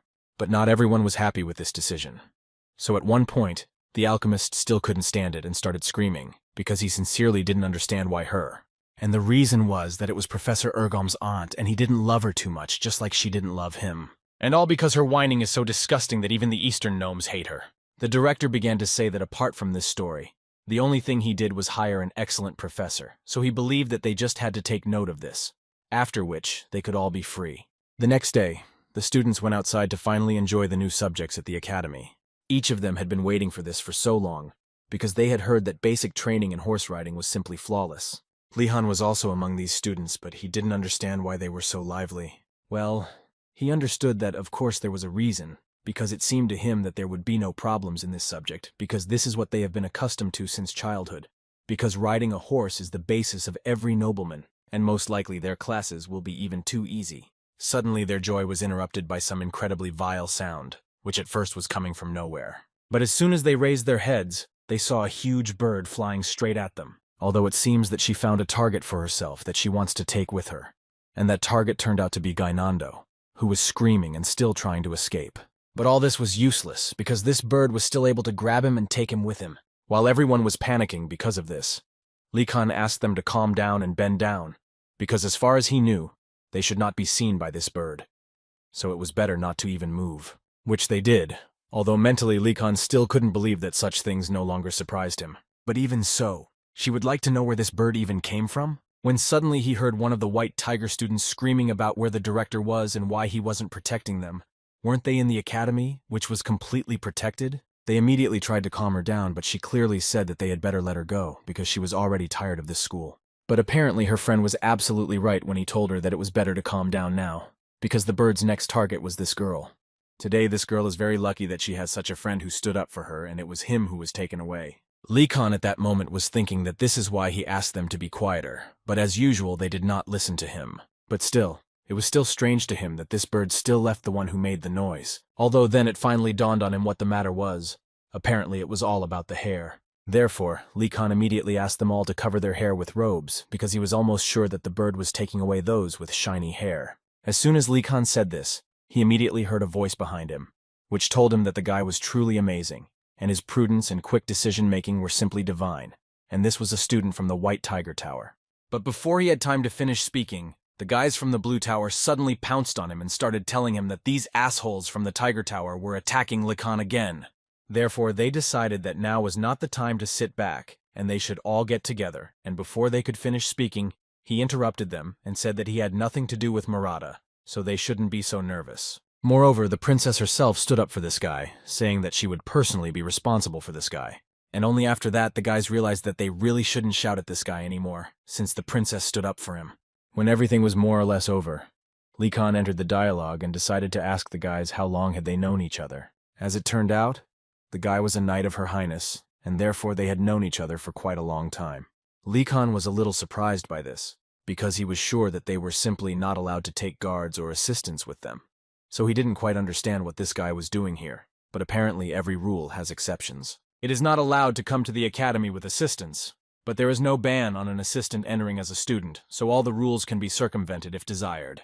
Thinking about this, Lihan suddenly felt very sorry for Gainando, because he and the princess are both members of the same family, but their attitudes towards them are completely different.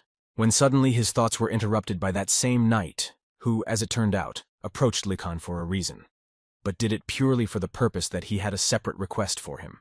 After which he added that since the bird had now become calmer, they were relatively safe. But he immediately said that they did not know when it would decide to attack again. And he said all this in order to finally ask Likan to lead the students in order to lower her to the ground. For Likan, this was a rather strange request, because he did not fully understand who he should lead and what this strange knight actually wanted from him. Apparently, he was the only one who didn't understand what they wanted from him, because at that moment, several more guys approached Likan and started telling him that they trusted him and were even waiting to look at their great leader. It finally dawned on Likan what they wanted from him, but he didn't quite know how to tell them that managing a group of kids at school never ended well for him. But they didn't care at all what he thought, because they started chanting his name and thus asked him to finally give the order. A few days ago, Her Highness's knight learned that Likan, and not Her Highness, was in charge in the Blue Dragon Tower, and this made him very angry at times. He literally did not understand how this happened, because Her Highness had always stood out for her leadership qualities, even in her distant childhood. Therefore, he decided that in this case there must definitely be some reason, and he must figure it out himself. And now that he had gotten so close to Likan, the knight wanted most of all to find out his main secret.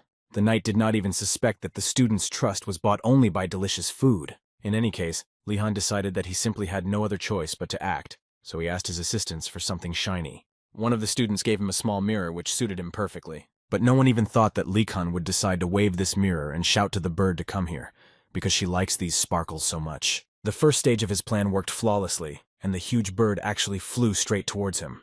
And now, according to him, was the most important moment, so he asked each of them to prepare carefully. And to do this, he asked them to stand in a row as if they were building a small wall. The huge bird continued to fly at full speed towards this crowd, and it seemed that now it would simply demolish all the students. But Likan was still waiting for that very ideal moment that he so needed. And at the very last moment, he jumped right in front of this bird and used light magic to blind it. This worked great, and the bird began to scream, but now it was as if she was doing it in pain. After which, without thinking for a long time, she simply turned around and decided to fly away. Likan was very glad that he was right after all when he decided that this was a very large bird, which was actually quite easy to scare. After his plan worked successfully, some of the guys couldn't help but praise him. Yet they were a little doubtful at first, but now they understood that everything was fine. But Likan was not as happy as the others, because he did not understand what to do with Gainando, and that other guy who the bird took with him. But the decision came by itself when he suddenly heard the bird screaming again, and then only how Gainando and the second guy were falling from a great height right on them. After which this little chick flew to his true owner, who was so glad to see him, although he was scared. But now, according to the man, he is safe, and then they go to these scary students together. Then the most interesting thing begins, because the same new professor who was hired by the director appeared in front of them. Lihan at this moment immediately thought that, as expected, this strange incident was caused by the new professor. But for some reason she looked so familiar to him, and it immediately seemed to him that she was somehow connected with Professor Ergom, or that these were just stereotypes. When suddenly his thoughts were interrupted by the same woman who put her hand on his shoulder and declared that he was really good. At that moment the guy felt déjà vu, because the alchemy professor behaved exactly the same way in the first lesson. All the guys around were quite surprised that this was their new professor. Likan immediately understood this. so he decided to ask a question in which he was quite interested in finding out whether Professor Ergalm was her relative. This question made her laugh quite a lot, because she didn't fully understand how he guessed, because in fact she was his aunt. This was quite unexpected for Lacan, but then he decided to calm himself down and reassure himself that he simply couldn't attract the attention of professors anymore. But apparently other guys will do it instead of him, who at that moment approached him and began to tell the professor that he is the best student of Professor Ergalm. The man simply adores him, even often invites him to his place. Lacan immediately turned around and tried to say that this should not have been said, but apparently it was already too late. As expected, these words interested the professor quite a lot, so she immediately decided that she would need to turn her attention to this guy. After these words, Lacan decided to turn around and look at the professor's reaction, and he immediately realized that it was apparently too late to change anything. Therefore, he decided that since the cards lay this way, it would be better for him to make a good impression on her. But before he could say a word, she suddenly began talking about how she was known as a thunderstep. Then she added that this course was supposed to be taught by Professor Benzadol, but he disappeared while going in search of the unicorn, which incredibly shocked the guys. But then they realized that she was the same thunderous step, the great explorer, the same woman who conquered the demon Begaman and discovered the crater of spirits. Lacan at this time did not understand why none of them was even embarrassed by the fact that someone had disappeared at all. They only noticed the fact that a thunderous step was standing in front of them. She thought that all this was not important, because first she would like to know, or has anyone already guessed why she came to them today with this baby? Lihan, looking at this bird, guessed that the massive body and aggressive maneuverability are abnormal for ordinary birds. In addition, they are able to control thunder, lightning, and tornadoes. Thunderbirds are fearless monsters. But what's most important is that Lacan simply didn't understand how she could bring such a monster. It seemed to him that the Empire should do an inspection at the academy. Who in the crowd, in response to all these stories, decided to ask or should they learn how to saddle Thunderbirds this semester? This question caused her to laugh incredibly, which did not stop for a long time, because she believed that even in 10 years they would not be able to learn this. After she calmed down a little, she pointed her finger at Lacan and asked him to try to guess why she took this bird with her. The guy thought a little, and came up with one answer that might seem correct to him, so he said that perhaps she took this bird here in order to see how they would react to such situations.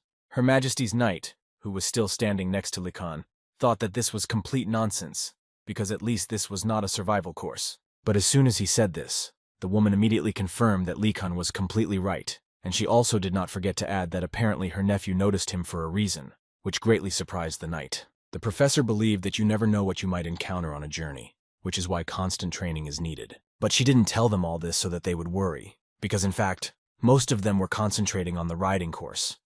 These words calmed the guys a little. After which, the woman turned to Lacan again and told him that she would now go to the horse stall so that they could all join, and she asked the guy himself to take all the other guys there. She also hoped that Lacan would continue to help her during the entire lectures. Lacan didn't really understand why exactly he had to do this, but apparently he simply had no other choice, so he had to agree and take the guys away. On the way, the professor told them that the horse is the main animal when it comes to riding, and if a person cannot cope with it, then other creatures will definitely not be given to them. She also did not forget to add that if they want to handle more complex animals, then first they will have to master a horse. But for the guys it was all very boring, and so understandable. Lacan, looking at them, was a little surprised that they were all so calm. Although on the other hand he understood that in fact they probably rode horses every day before that day. Suddenly Lacan caught the glance of the professor, who was smiling at the guy. And for some reason he was immediately struck by the idea that this would be far from a simple horse riding lesson. With these thoughts, they finally reached the stall where all the horses of the academy were located. The guys immediately realized that there were actually only the best horses here, and they couldn't even believe that they would be allowed near such stallions. But before the lesson began, the professor told them that in order to choose a good horse, they must also have certain skills. After which she took out a small glass with chopsticks from her bag and began to say that now she would ask each of them to come up and determine the order. As a result, Gainando, who pulled out the longest stick, won this not entirely exciting game. The other guys simply didn't understand how he did it, because in their opinion this guy couldn't even tell wheat from straw. But Gainando didn't give a damn about anyone's words, and all he heard were the words of envious people. In any case, he will have to choose the horse first, and so he decided that he would choose this big stallion. Lacan and Yenna did not quite understand this choice because it was clear that the character of this horse was clearly not sugar. According to Gainando, the horse should be big, such as this one, which in his opinion is already bowing to him. But unfortunately for the guy, it was just a mistaken opinion, because the horse bent down to strike him. That's why Lacan and Yenna didn't really understand his choice, why they chose such a big stallion. They immediately started laughing at him because they believed that this is exactly what happens when you choose a horse that even looks aggressive. After which one of them added that in fact, good horses are not those that are the biggest. But this guy was also mistaken, because as soon as he got closer to one of the horses, she immediately tried to bite off his head. The guy from the white tiger actually didn't expect anything different, because it seemed to him that the people from the blue tower were simply not capable of anything, not even able to handle a horse. But before he could finish speaking, suddenly his horse began to show his character. Now they both simply did not understand why these horses behaved this way. They were too aggressive for them. Although Likan stood silently, he still didn't want to approach these horses, because they were really too aggressive for reasons unknown to him. But suddenly he heard the professor laugh, who began to tell them that she had already told them that they would study on horses everywhere. And now each of them will receive their first task, the essence of which was that she wanted them to get closer to all these guys. The students immediately started telling her that this was dishonest and mean, because these horses were not normal, and it was simply impossible to establish contact with them. In response, the professor told them that perhaps they would open their hearts to them if they took good care of these horses, after which she officially pointed her finger at them and said that from now on, their main task was to get along with the horses in this stall. Likan was apparently the only one who understood that, in addition to aggression, there was something else wrong with these horses. He was practically sure that the professor was simply not telling them something, so he wanted to start by choosing the calmest-looking one. But before he had time to do this, the professor approached him again, who ordered him to follow her. Without much joy, Likan still followed her, expecting some kind of complication of this task. But she actually led him to a horse that looked amazing and didn't seem entirely evil. After which the professor added that she simply could not give her nephew's favorite student a simple horse, so she decided to entrust Likan with this particular horse. But still, she decided to help him a little, telling him that this is actually the wildest and most temperamental horse here, not taking into account the fact that he is the most beautiful. The professor generally believed that it would actually be easier to tame some kind of monster than this horse, and Likan did not understand why he needed such happiness. She, of course, understood that the task was quite difficult for a beginner, but Likan did not let her finishing it, because he was interested in finding out whether he would have some kind of bonus for completing this task. The professor could only laugh at this, because she believed that this task should not be difficult for him, since he was already able to cope even with the Thunderbird. Professor Erlagam tried to pretend that he was incredibly happy to see his aunt, so when opening the doors he tried to communicate with her politely and with a smile. But she immediately noticed the fact that he forgot to say hello, and of course did not forget to remind him about it. Before the man had time to answer anything, she decided that she could enter his house without special permission and see how her nephew had arranged everything. While the woman was examining everything there, the alchemy professor had questions for Likan. He wanted to find out from the guy what he was doing here, and as it turned out, it was Likan who brought his aunt here at her request. Urgalm couldn't do anything about it, so he just listened to his aunt talk about how he had dust everywhere. And given all this, she was interested to know when was the last time he cleaned here. After which she immediately moved on to her favorite topic, that it was time for him to find himself a good, sweet girl, because she did not understand how he was going to live further. The professor decided to interrupt this scene by saying that it seemed like it was time to finally eat, and asked Likan to play along with him, which the guy successfully did, although he was actually hungry.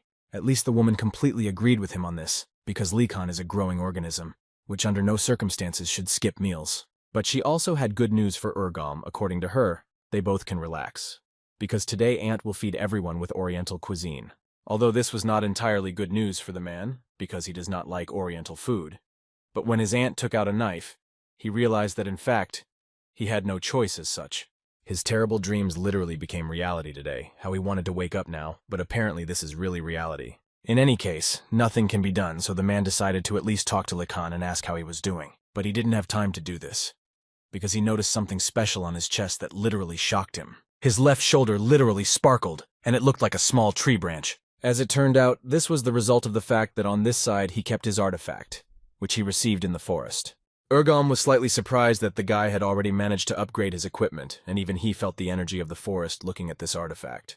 That's why he was most eager to hear the guy's story. Where did he get this magic wand? Likan understood that he could not tell how it really was, so he decided to say that he ended up in the forest completely by accident, also accidentally met the spirit of a tree, and just as accidentally received a staff from him, which Urgalm did not quite believe. But the guy couldn't come up with anything better, so he tried to the end to prove that life is just a series of coincidences.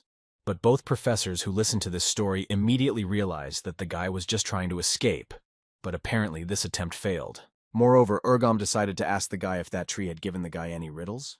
Lihan was slightly shocked that the man knew about all this, but according to him, this spirit is actually quite popular. He also added that the spirit of this tree is very smart and far-sighted, but its complex nature is quite difficult to ignore.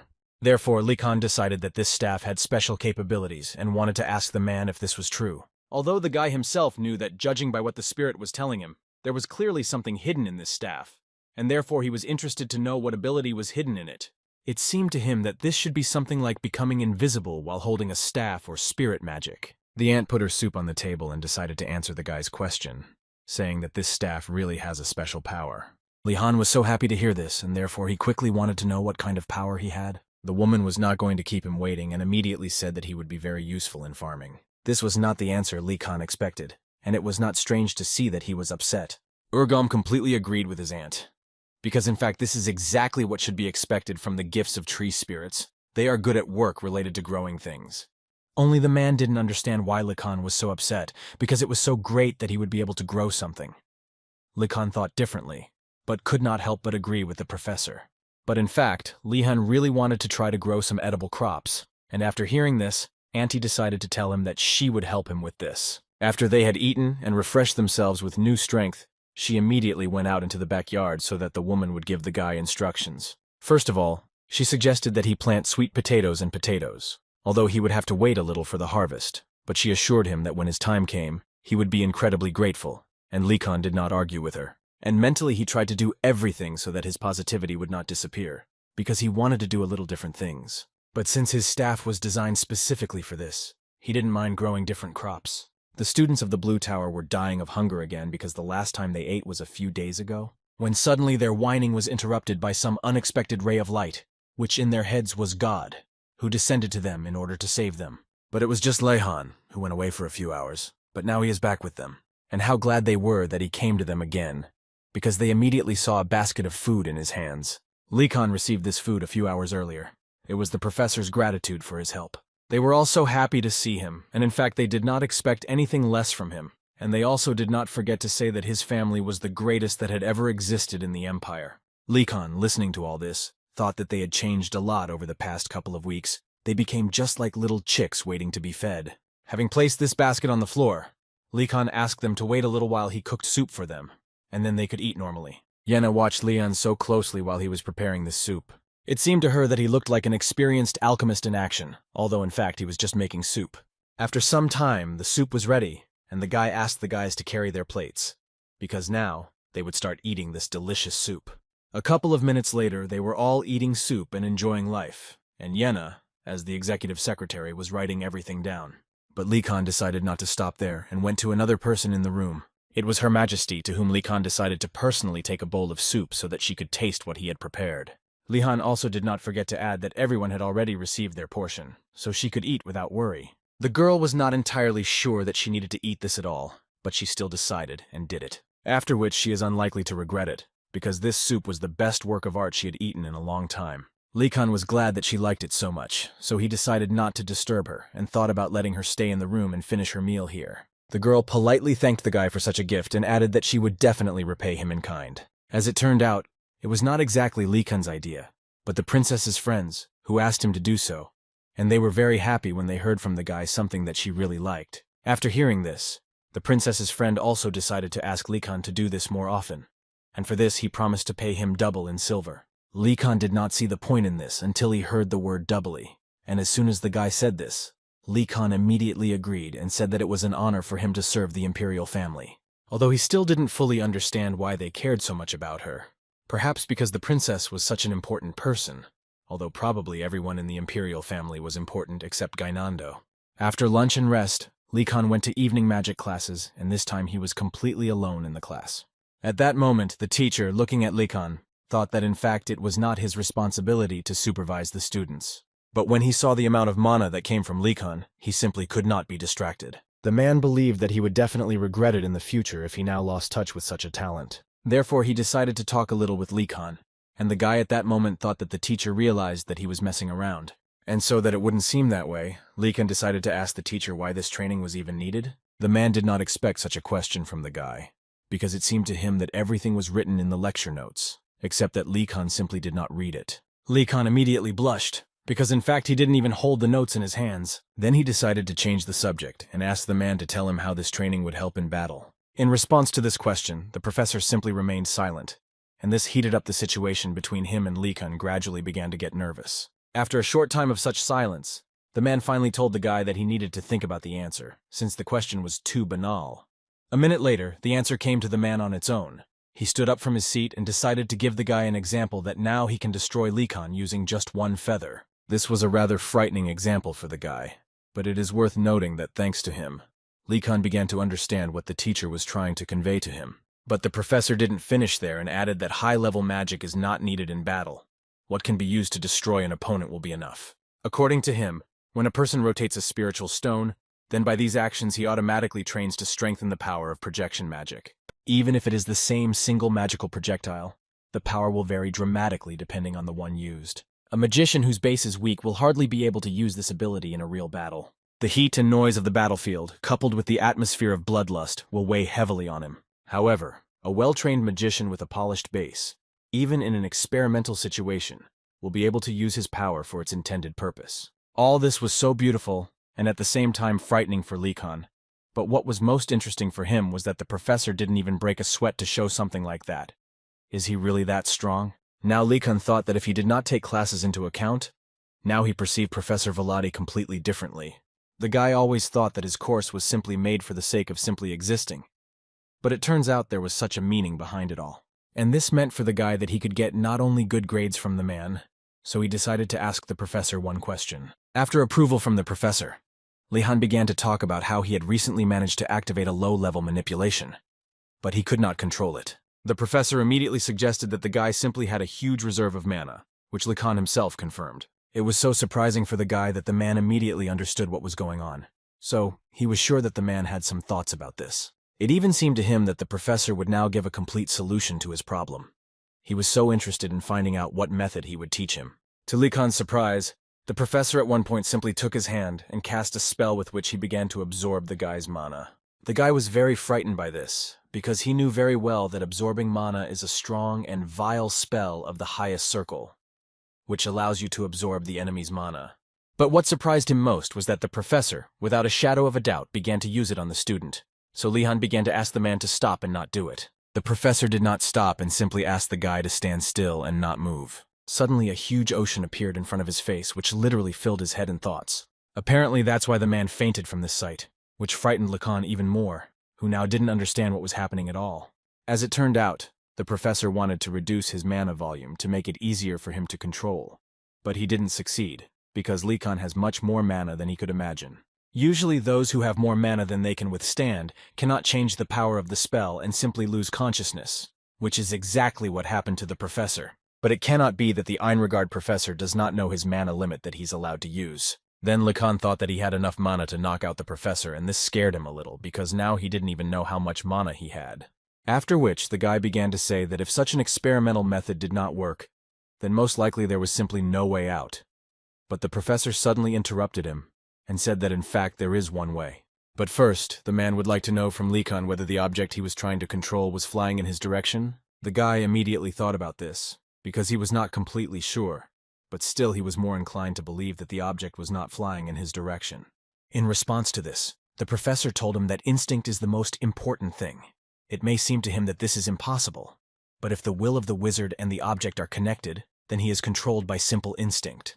According to the man, instinct is a great power, and if you can use it, then Li Kan will be able to train the manipulation of objects. This gave answers to many questions that interested Li Kan and others from an expert he did not expect. It was not in vain that he asked the professor about this. When suddenly his thoughts were interrupted by a professor, who wanted to clarify whether the guy was ready. Li Kan didn't quite understand what he needed to prepare for, but still answered that it seemed like yes. As it turned out, he needed to be prepared for the fact that the professor would now aim at his chin, and he would need to try to use low-level manipulation to protect himself. Now Li Kan was completely unprepared for this and tried to stop the professor. But it was already too late, because the professor had already begun to attack him. After some time, Li Han finally managed to do what the professor asked him to do, although he was all beaten up, but he was still grateful to the professor for it. Mentally, he blamed himself for the fact that he decided to trust the professor of this crazy academy. The man answered him that in fact the guy didn't need to thank him because it was still the fruit of his efforts. Lee Khan still tried to smile through the pain and told the professor that he thought too highly of him. After such a grueling training, Lee Han went to meet Digiling. The girl politely greeted the guy and immediately decided to ask him what was wrong with him, because he didn't look quite normal. Lee Han actually barely spoke to the professor after class, but still assured the girl that everything was fine. The girl did not dwell on this and told the guy that she had brought him a priest's robe, for which the guy was very grateful to her. And as a token of gratitude, he prepared a small pie for her. But the girl immediately began to refuse this and assured him that she did not need it, because she was still sure that Mr. Pressing was suffering, and it seemed to her that it would be dishonest for her to enjoy such excellent food. Now Lee Khan was beginning to gradually regret that he had agreed to help his sister Merid with this girl, because it was not so easy to convince her. No matter how Lee Khan tried to persuade her, she still continued to repeat that she did not need it, and continued to invite him to give it to someone who needed it more. She thought that tea would be more than enough for her. Then Lee Khan decided to invite her to prepare this tea. She was a little unsure about this, but the guy assured her that everything would be fine because he was really into teas. Lee Han knew that most priests preferred bitter drinks such as green tea or coffee, so he was sure that she thought he would prepare something like that. But the guy had something more insidious in mind and was going to cook something that would awaken her taste buds. She noticed something was wrong and reminded him that he told her that he would make tea, but he turned to her with a serious face and wanted to know what was the matter, because as it turned out, this is how they prepare tea in his family. The girl realized that apparently she had said too much, so Digilin immediately asked him to continue. She just wanted to say that he puts too much sugar, to which Lee Khan replied to her that she really wanted to say that his family's way of preparing tea was so bad it hurt him to the very heart, but the girl tried to immediately convince him that that's not what she really meant. And to prove this to him, she still decided to drink this tea, which was just what Lee Khan was waiting for. After a short amount of time, Lai Han put the tea on her table and only added that it was a special milk tea, which he advised her to try. Until the last moment she doubted drinking this, but still she had to take at least one sip. And in fact, after the first sip of this tea, she realized that it was not so bad and it was actually really tasty. At the top of the faint sweetness spreading across the tongue, the girl quite clearly felt sharp, refreshing notes. It reminded her of some kind of tsunami of new wonderful tastes. This is what Lee Khan actually wanted to achieve. But he was not going to stop there and therefore was going to prepare the next tea that would finish off this quiet one. He decided to add sugar, nuts, and cocoa to boiling water, then milk, after which, according to the recipe, you need to mix it well. This tea Lehanu always resembled corn and called this tea special at their house. It seemed to the girl a little that it was more reminiscent of some kind of soup rather than tea. Lee Khan, in response to this, began to cry again and pretend to be a sissy who did not understand how the girl could call his family traditional drink an ordinary soup. She realized that apparently she would have to try it after all, but not to say that she was too against it, because the taste was actually very good. Lee Khan guessed that the girl would like this taste. It seemed to him that now she would open up a new world of tastes. And in this rather cunning way, Lee Khan was going to feed the girl little by little and thereby fulfill the request of Sister Merid. After a short amount of time, the tea was finished and the girl was incredibly pleased, and she also did not forget to thank the guy for this treat. After which Lee Khan came closer to her and began to say that now that she knows that it's delicious, next time she won't even think of refusing, because now he would like her to come to this place again and again. There's not much of her. It was annoying that he spoke like a villain, but still she agreed with him. That same day, late in the evening, Lee Khan stood behind a tree in one of the dormitories and watched as all the students returned to their rooms after classes. At that moment, he had thoughts in his head that he, like the most ordinary pious young priest, would be the one who went to pray in the middle of the night, especially since he already had the clothes that Digilin gave him. But still he was careful to the end, because he understood perfectly well that in fact it was unknown what traps he would encounter on the way.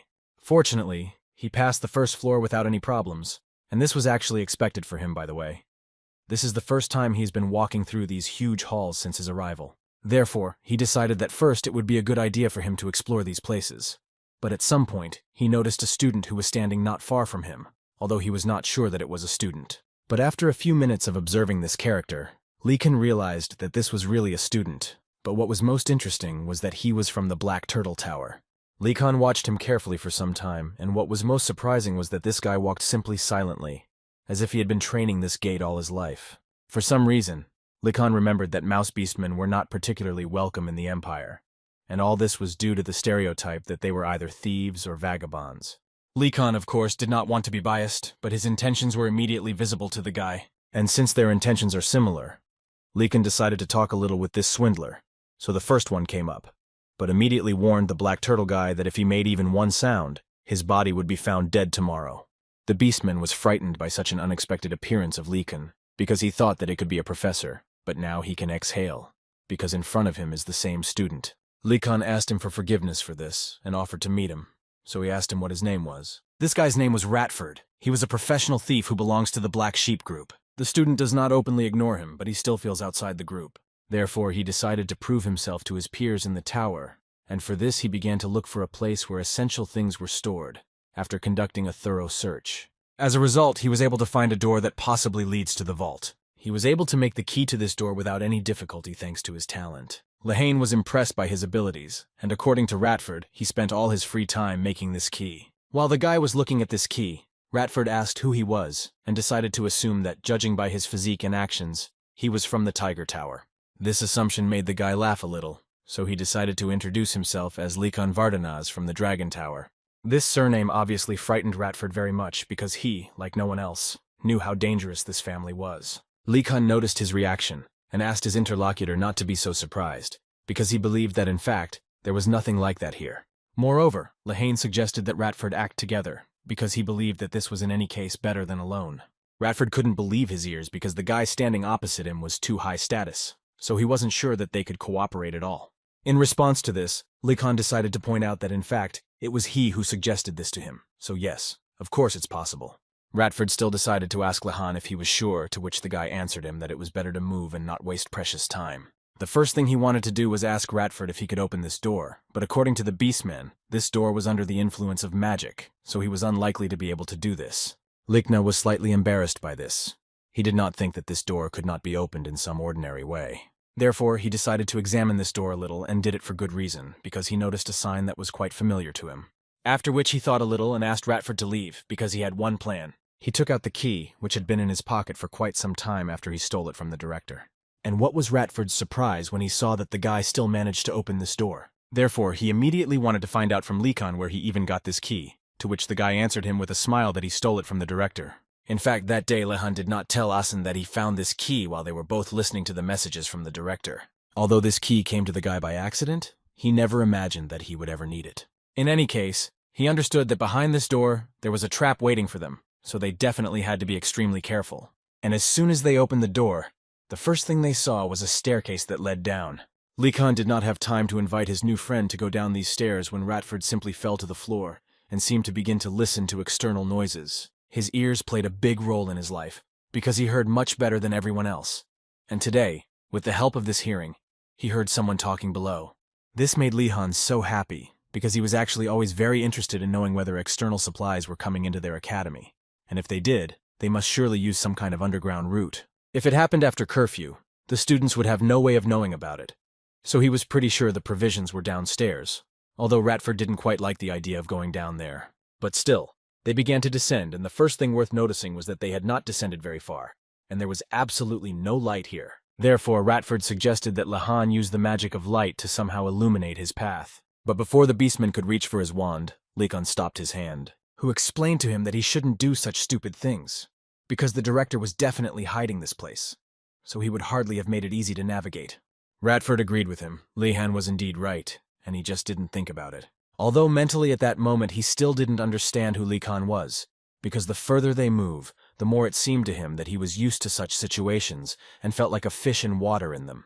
He even had thoughts that perhaps he shouldn't even say his name, because as far as the rumors are true, even the prince and princess cannot breathe calmly in his presence. And in general, according to his information, Likan was able to subdue even a thunderbird with just one spell. Ratford couldn't even mentally believe that this could be true, but apparently it is. Suddenly, all his thoughts were interrupted by Likan, who did not understand what Ratford was doing at all, because they seemed to have arrived. Likan and Ratford hid carefully near the wall, and after looking around, they realized that most likely this was the very vault. The guys decided that they could carefully enter there, but as soon as they stepped one step further than allowed, a fire broke out in front of them.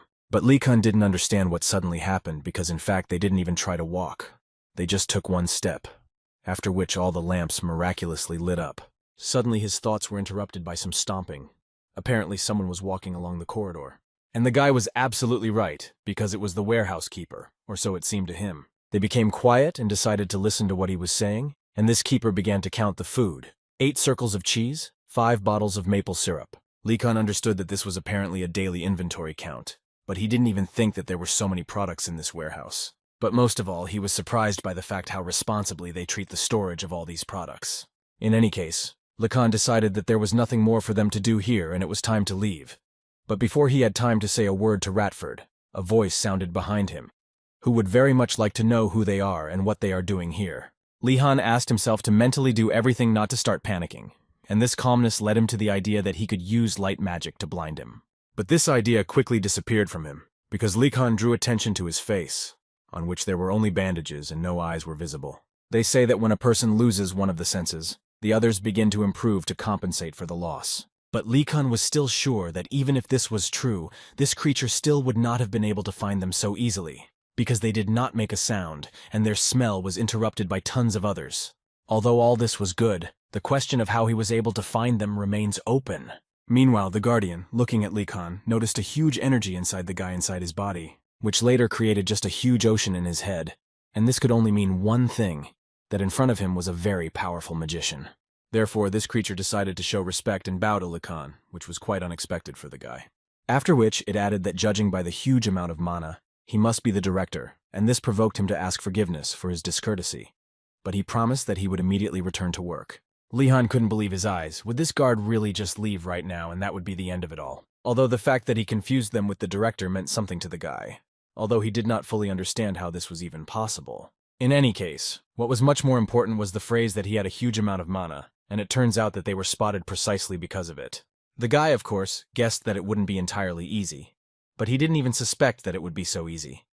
Although in any case, he tried to calm Ratford as much as possible, and told him that everything had been resolved, and they could calmly continue on their way. And Lee Kun also believed that they would have to leave all the food in place. Since there are those who count it, he suggested that it would be better to look for the passage through which it is delivered here. Suddenly, Lehane's speech was interrupted by Ratford, who began to run away, because he heard too many steps in that direction, and they were approaching very quickly. They made an immediate decision to run away, and Lee Kun could not help but notice that Ratford knew his way around here perfectly, although this was his first time here. Now Lehane didn't understand at all why Ratford was so nervous before this, if he knew his way around the area perfectly. But after a few minutes, Lee Kun will apparently have to take back his words because they reached a dead end and there was no further passage. Ratford simply did not understand how this was possible, because they had come not just to a dead end, but to the very place from which they had started to flee. Lee Han, after standing and thinking for a while, realized one thing that was causing them such a problem. There were thoughts in his head that, unlike Raftord, who was a thief in a small village, Lee Kun grew up on many stories. And thanks to this, his imagination works better in such situations, which is why he was able to find the secret button that was among the wall. As soon as he pressed it, the dead end suddenly turned into a new passage, which Ratford felt, but still did not understand where it was. The only thing in the Beastman's head was that judging by the fact that there was so much space and light here, this must be that same passage. But most of all, he wanted to know how Lee Kun knew about this passage. Was it really just that he was from the Vardanaz family? Lee Kun at that moment simply didn't think about anything, because in his head there was the thought that he would finally be able to escape from this hell. How much suffering he had to endure during this time, but now it all paid off. There are several rules for Einrogard workers. They should not talk about what they see, initiate conversations, ask questions, and the like. That is why if priests or students from the other end of the road appear in front of them, they most likely will not say anything to them. Lee Kun was simply amazed by their interest. To Ratford, it seemed that these people simply did not see them. And this made it clear that since everything is so simple, then they don't even need to try to seem suspicious, because this employee doesn't care at all. Therefore, the first thing Lee Kun decided to do was approach one of the workers and ask him to give them a ride, to which the man gave him a positive answer, especially since they had already finished work and were ready to go. The guy and his new friend sat down in the back seats of this carriage without any problems, and now it seemed to Lee Kun that he could calmly exhale, because all the problems were long behind him. Except that Ratford's gaze makes him feel incredibly awkward. All the people in this karate are silent. This world was too complicated for him. Einrogard is a symbol of the Empire and magicians, so he had so many enemies and living like this seemed incredibly difficult for the guy. And all this was only confirmed when they were driving and Lee Kun noticed that they were transporting not only food but also politically important things. In any case, he still just couldn't believe that they were luring students in and not letting them just leave, when suddenly Lehan's thoughts were interrupted after they had stopped quite suddenly. As soon as he decided to look out the window to see what had happened, to his great regret he saw Professor Garcia there, who for unknown reasons was also here. Judging by the atmosphere, Lehan understood that they were unlikely to be caught. But then, what was she doing here? Ratford's face became even paler when he saw Professor Garcia. Now he simply has no idea what they should do next. But Lehan immediately tried to calm him down, because it seemed to him that the woman had no idea that they were here. Therefore, for now, it seemed to him that the best thing would be to just observe, and only then make some decisions, which Ratford eventually agreed with. And after he managed to calm his friend down, he decided to think about what brought Garcia here. Garcia at this moment was thinking about the words of the director, who told her that people from the families of the Imperial Inner Circle would be waiting outside the school, and therefore he would like her to deliver this small package to them. And it was quite inconvenient for her to deliver artifacts every month. In addition, her traveling companions were usually workers who were frightened even by Garcia's smile. Suddenly one of them even pulled out a sword, and Garcia was quite surprised that they were ready to go so far just because she smiled. But as it turned out, the matter was not about her at all. One of the workers told her that the head was sounding the alarm, which meant that some kind of incident had occurred. As it turned out, it was a matter of some two unfamiliar guys who were caught on the road and asked to immediately identify themselves. They immediately replied that there was no need to react so seriously, because they were just merchants who were passing by. This answer caused them incredible laughter, because everyone noticed that they had weapons behind their backs. These guys realized that there was no point in hiding.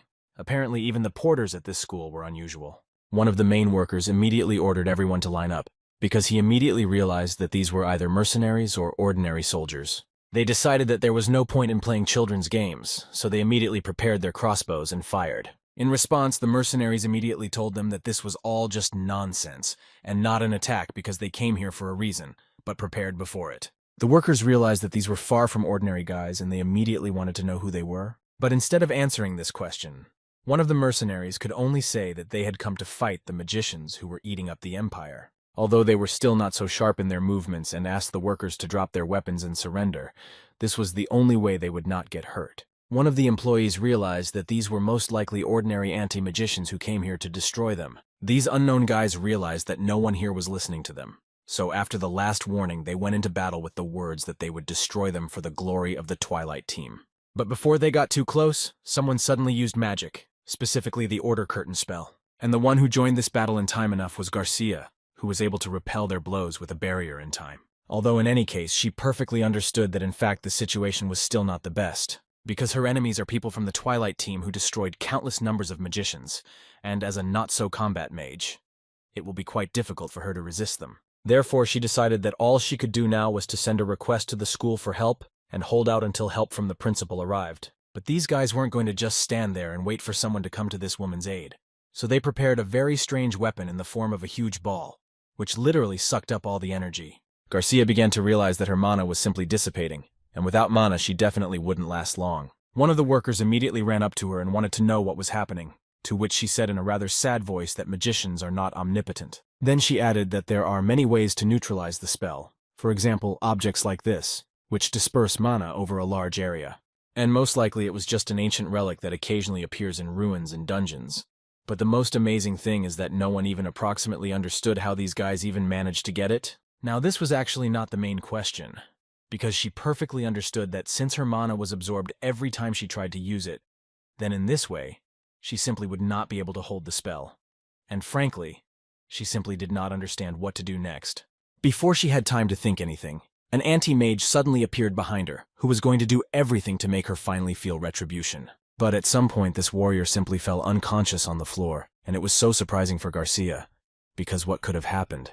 Because she was absolutely sure that there was no one here. 10 minutes ago, Lehane and Ratford were carefully watching what was happening, and for some reason the guy was sure that this was just one of the director's traps. But still, he decided to do something, and asked his friend to hide here and not stick his head out anywhere. Lekan himself had heard a lot about the Twilight Team, and if the guy was not mistaken, then it was a group of anti-magicians, and most likely the situation would worsen if he did not stand in their way. But he also cannot reveal himself, so he decided to use his spell, which was called Hiding in the Night, which helped him become invisible.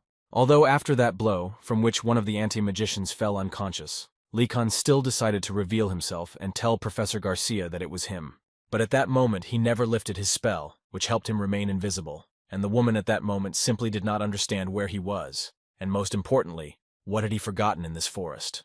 Lee Kun answered her that this was the magic of invisibility, and also advised her to first give orders to the others, and only then continue the dialogue with him. She agreed with him, because in fact they really didn't have much time, so she asked everyone who could fight to take a weapon and hold out for a while, because she had already sent a request for help to the school, and people should arrive here soon. Until then, she asked Lee Kun to remain invisible so that he would not get hurt. Although watching who they had to fight, Lee Kun realized that they were all experts in martial arts, and most likely, they would not be able to defeat them without his help. But first, he would like to know from Garcia why she doesn't use magic, to which she told him that they use an ancient relic that absorbs all the magic. And at that moment she suddenly realized that Lee Kun still remained invisible, although this artifact should also affect him. Although then she remembered that this guy simply has an unlimited amount of mana, and apparently even such ancient artifacts are not a hindrance for him. But the most important thing is that now Garcia can borrow some mana from Lee Kun, because he still has too much of it. He was not against such an exchange, so without thinking for a long time he extended his hand to her, and after a few seconds, Garcia was able to fully restore all her energy and mana, which gave her the opportunity to continue fighting. This time she decided not only to defend herself, but also to go into battle, and for this she decided to use an indestructible spear. Lee Kun liked this much more, because this is such an amazing opportunity for him in fact.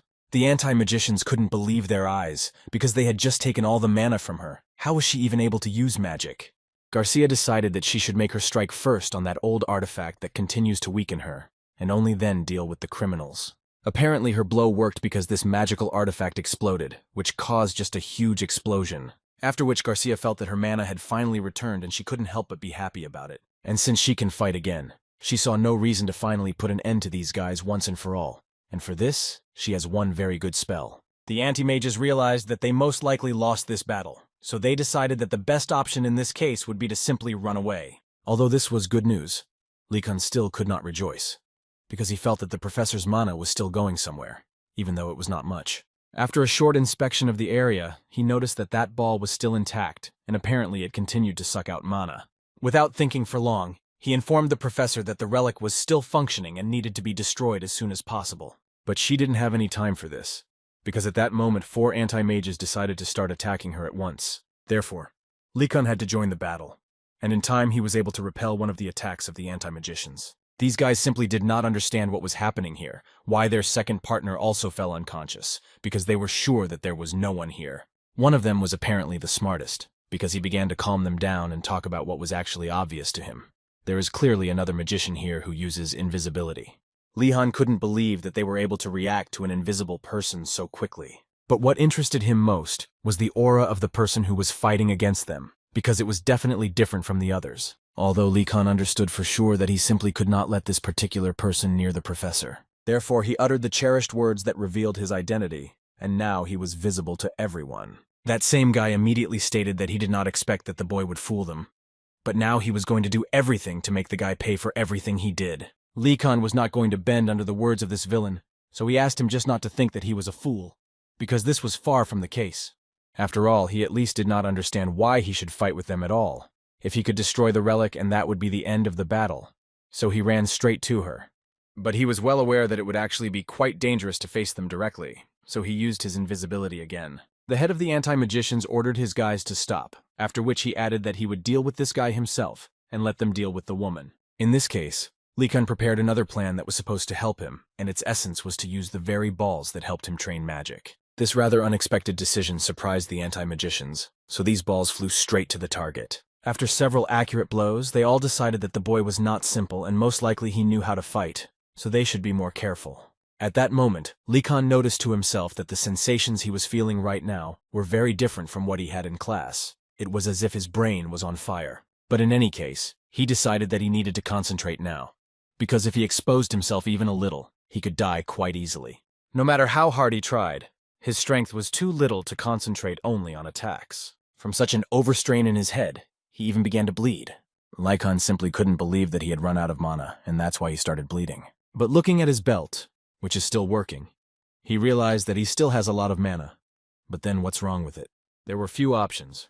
For some reason it seemed to him that perhaps he had concentrated too much, and that's why he started bleeding. In any case, he understood that there was no way to delay this battle. In addition, The relic, which he never destroyed, was activated again and will now be even heavier. But Lee Kun understood that in any case, he first needed to leave his pursuers, and only then deal with the artifact. Apparently everything won't be as simple as he would like, because the main anti-mage was literally able to cut one of the guy's balls with just one blow. Lycan still had a little time left to finally get to his treasured relic, but apparently he won't be able to do it, because these guys can smell the blood that comes from Lycan very well. Therefore he decided that since this was the case, he should strike first so that they would begin to fear him. Immediately after he struck one of them, the head realized that these wounds were from a sword, and as a result, he decided that the guy had changed his weapon. But it also gave him a clue that the guy was apparently somewhere nearby, so he ordered his men to throw some dust of light towards the relic, which one of them did without any problems and practically hit Lycan. But the dust, unfortunately, got into the drops of blood that flowed from Lycan. At this moment, Lycan decided that he would apparently have to abandon the idea of destroying the relic. After all, these mercenaries at one moment began to literally shout to their leader that they saw the blood of this boy. But this was still not enough for him, and he ordered them to immediately calm down and continue to follow his scent.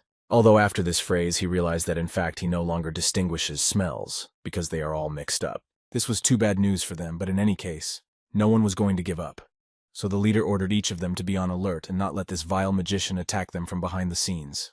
Before he had time to finish this, suddenly two of his people literally fell unconscious at the same time. At that moment, the man finally understood everything, and even he decided to admit that this was quite an excellent decision. But he still believed that the guy could not defeat him. As soon as they surrounded him, Lycan decided that the best option would be to hide among the wounded.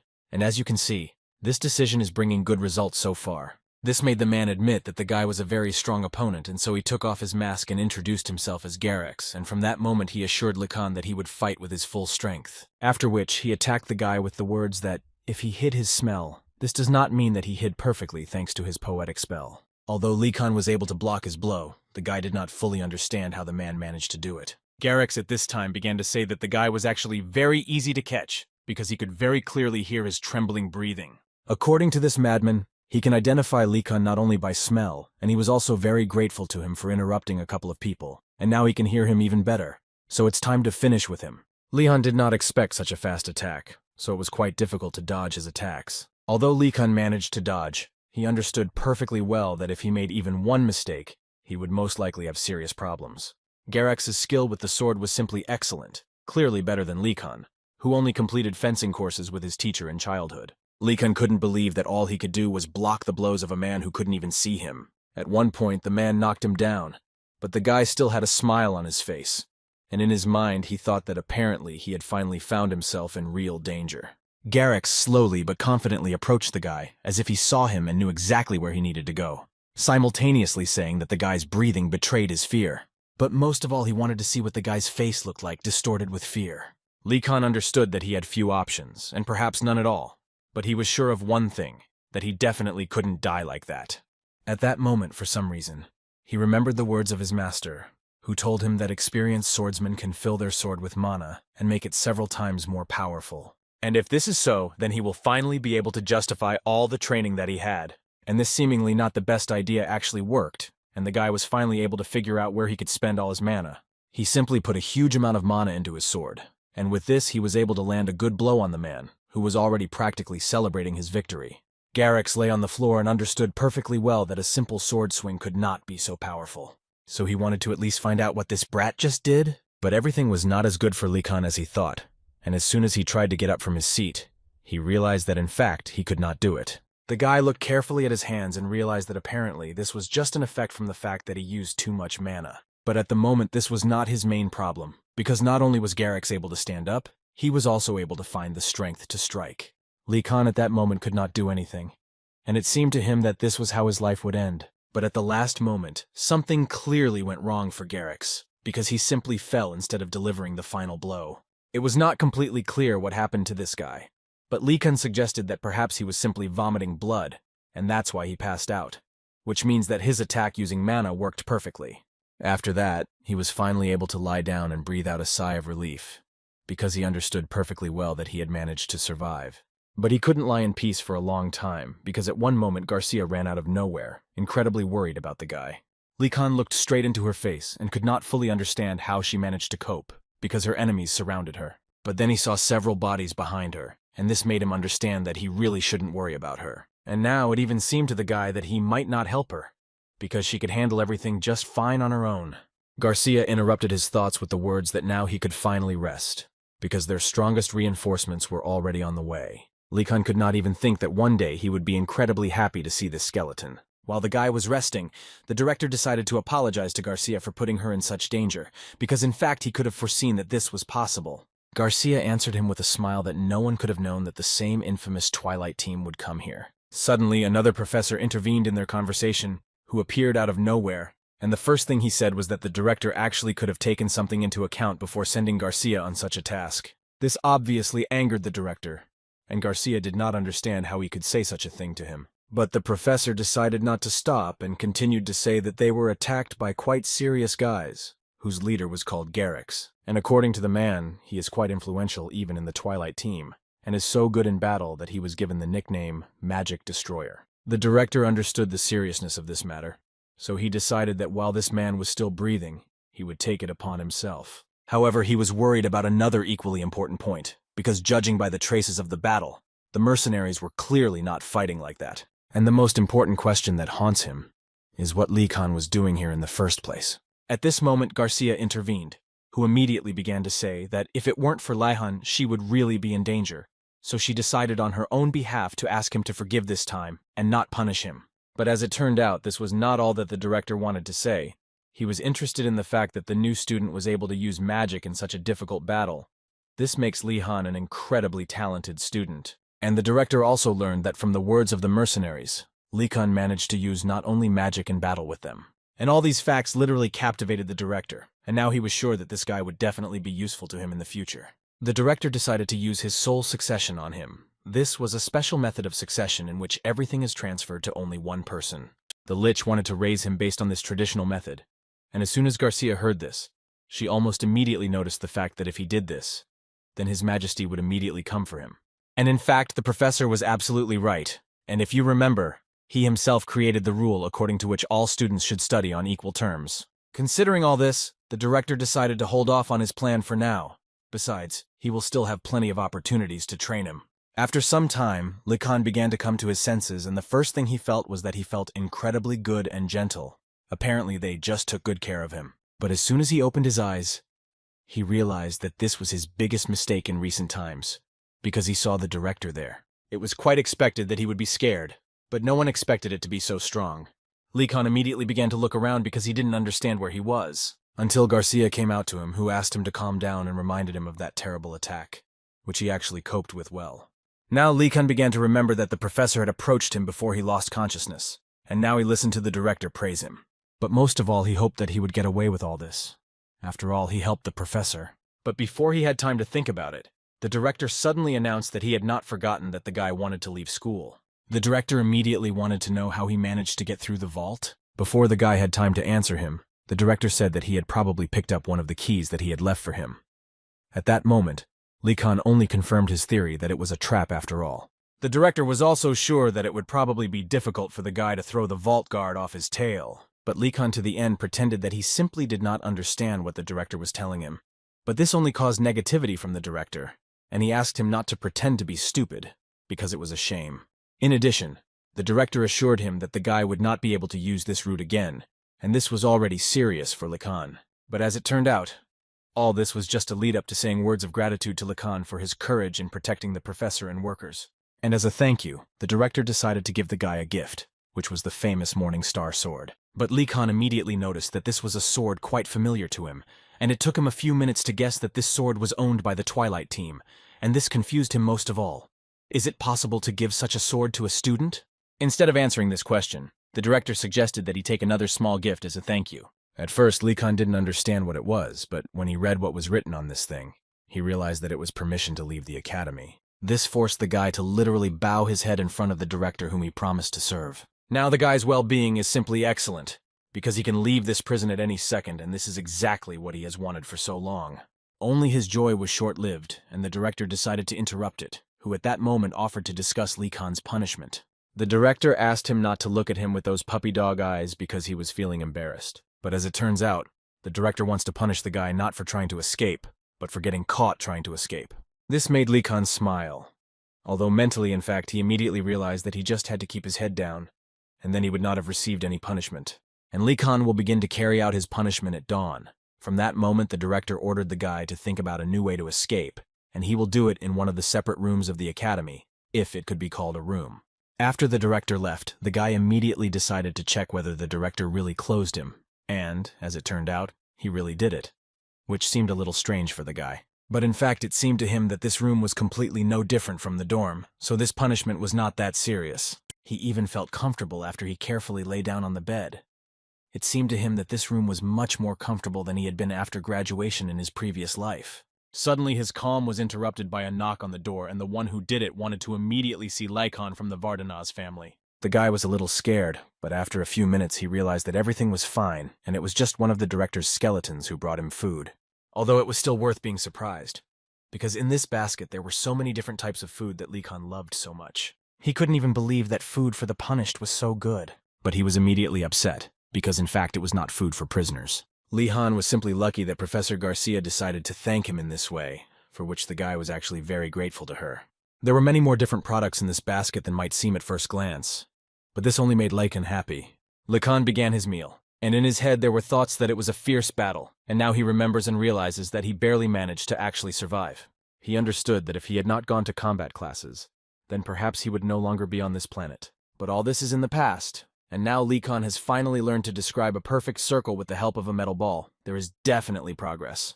Lycon realized that then the professor did not lie to him that staying in extreme situations is the shortest path to progress. Although there was still one minus. If Lycon decided to pump up his abilities like this again, then most likely he would simply die. Therefore, he decided that he would never put mana into objects again, because this time he survived purely by luck. At the very least, he wouldn't want to end up on the pages of an imperial newspaper by doing something hasty. At this point, he decided to complete his introspection and do the only thing that was possible in this place. Before entering the testing room, the director handed the guy this book so that Lycon could do at least something while he was sitting there. But Lycon delayed until the end so as not to read this book, because in his head there was the thought that perhaps this was just another trap that the director was using. Lycon's inner demon told him that this was probably not a trap, but rather a reward, because the director was also once a man, and he clearly felt sorry for the guy. But on the other hand, his guardian angel did not stop talking, who until the last believed that this was a trap, because the director would never have felt sorry for him. And in general, it seemed to him that he should not forget that he was a flying skull, and not a person. This provoked Lycon to decide not to open this book and not to read it under any circumstances.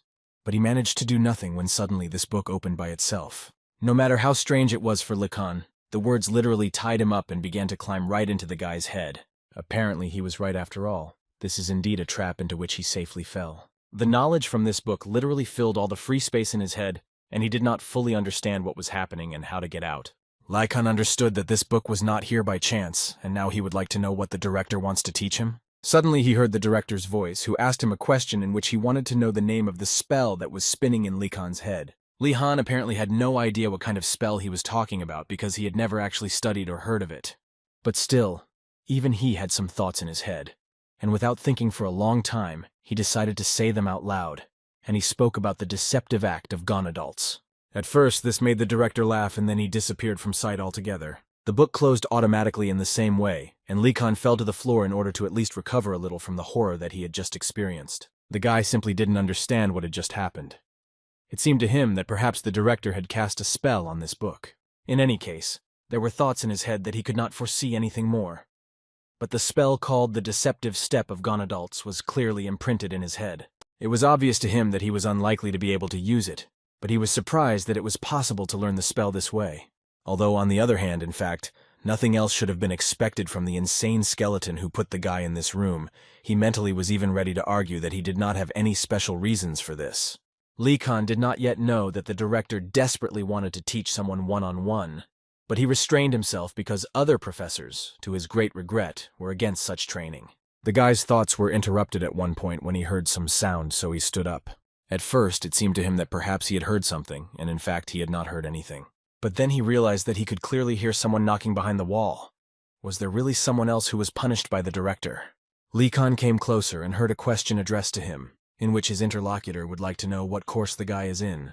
For the guy it was really so straightforward, but he didn't mind talking, so he answered that he was a first year. The man behind him answered that it is always difficult for first-year students to get into this place, and this is not his first time here, because he is a goldhead. Lee Khan was aware that gold is essentially a title given to senior students. Now it was much more interesting for the guy to talk, because he was a senior student who should know a lot of interesting things about this academy. But suddenly, one question appeared in his head, in which he became interested in knowing why the senior student was in the punishment room, because only first-year students were forbidden to leave the campus.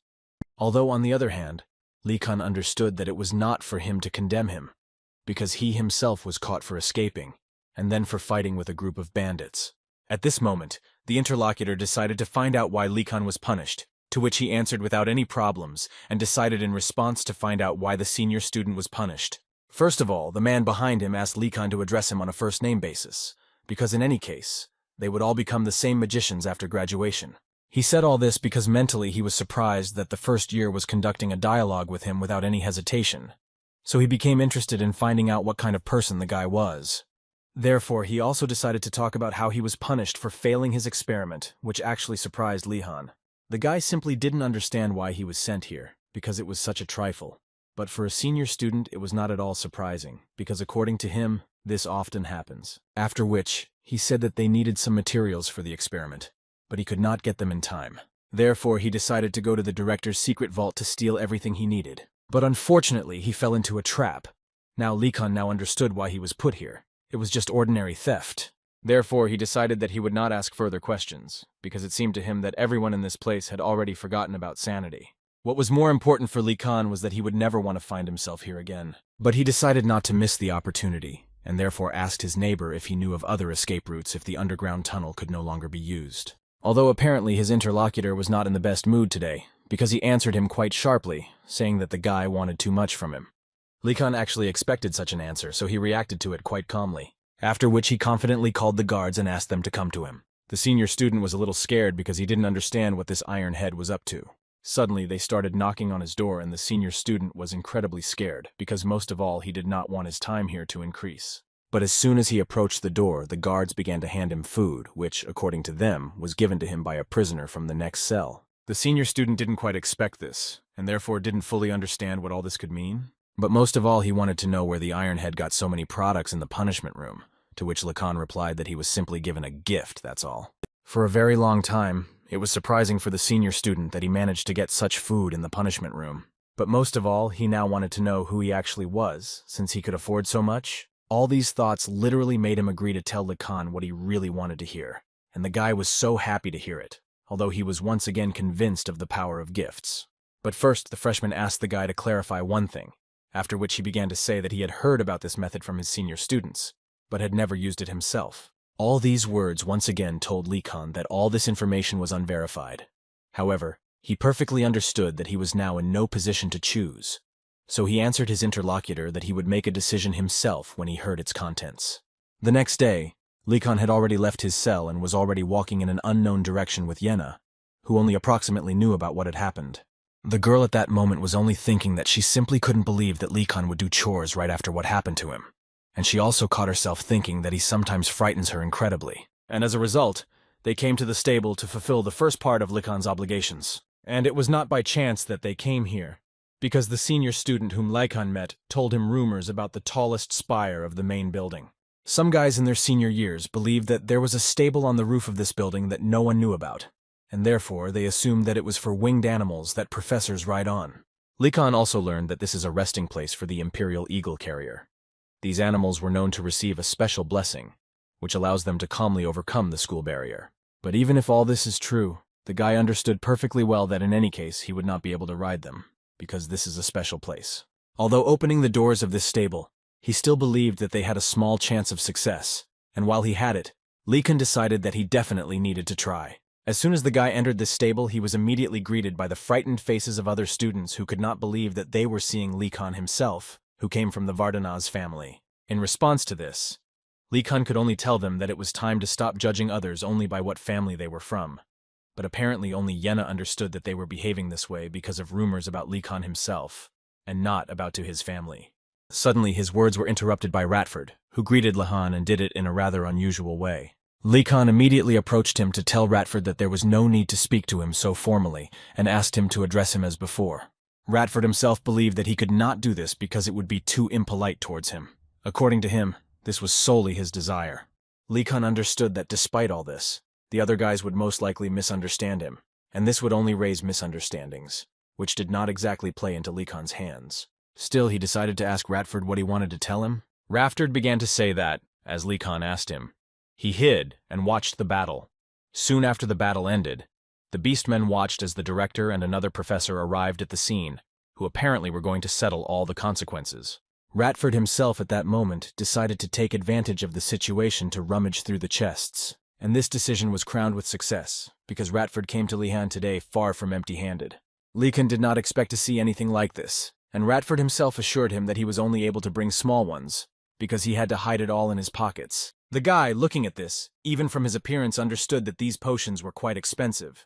Lihan simply could not believe that in that situation, Radford managed to take out such precious items. Therefore, without thinking for a long time, Lee Kun came closer to him and told Radford that he was simply amazing, which was what should actually be expected from the best thief in the academy, and perhaps beyond. The Beastman did not like this compliment too much, but still he thanked Lee Kun for these words. Although Lee Kun understood that these were quite expensive items, he did not know how to use them. Ina tried to help him, but all she could find out was that one of the bottles contained alcohol, most likely ordinary wine. In any case, Lehane was incredibly grateful to Radford for such a wonderful gift, and it was a great honor for the creature himself to give such a gift to his master. While they were discussing all this, Nelia returned to them quite unexpectedly, but no one paid attention to her, and Lee Kun continued to talk with Radford, whom he offered to take care of the horse together, which he agreed to without any problems. And from Nelia's point of view, it looked as if Lihan and Yenna liked their new friend from the Turtle Tower much more than she did. Moreover, it seemed to the girl that she was no longer their friend, and did not need her at all. All these thoughts brought her into deep shock and disappointment, because she always tried to be useful. Finally, Lee Kun noticed that Nelia had arrived, but he didn't understand a little why she didn't come closer to them, and why she was sitting on the floor in the first place. Before Lee Kun had time to get closer to her, she suddenly shouted that since they had a new friend, she was not going to stay here for a second. After a short amount of time, when the guys finally explained everything to her, she had to admit the fact that apparently she simply misunderstood them. Yenna asked not to worry about her, and Radford wanted to calm her down, and therefore decided to say that he was a servant for Mr. Lian.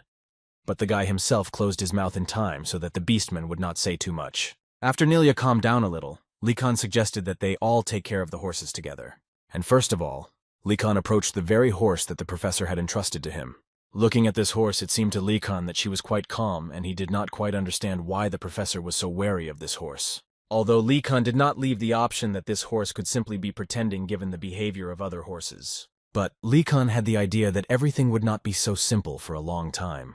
So he decided that he needed to prepare for this meeting, and took with him a small comb for horses. After which, without thinking for a long time, he began to scratch the horse, thinking that he most likely liked it. But given the expression on this horse's face, every second it seemed more and more like he was literally about to explode from overexertion. And apparently this was exactly the case, because at some point this horse simply took off, and it was obvious that now a war would begin between Lee Kun and this horse. After quite a long time, Lee Kun was already in the same enclosure with this horse. The guy understood perfectly well that this horse was incredibly exhausted.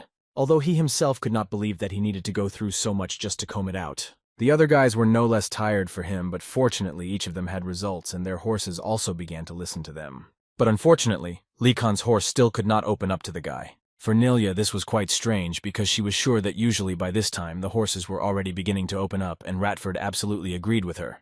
And this was his first time seeing such an unapproachable horse. The guy even began to have thoughts that perhaps this horse was simply intimidated. Considering the disgusting nature of the professors, and the fact that they founded a reign of terror under the guise of the school, Lee Kun was not going to discard this option just yet. And also the option that this horse might be in blood with some monster was also in the guy's head. But still he wanted to believe that this simply could not happen, and they had not gone that far. Meanwhile, Professor Urgalm and his aunt were drinking tea and discussing the fact that first-year students often visit the stables. The woman told him that she had chosen many horses with terrible characters, but if they tried sincerely, then even such stubborn animals would open up to them.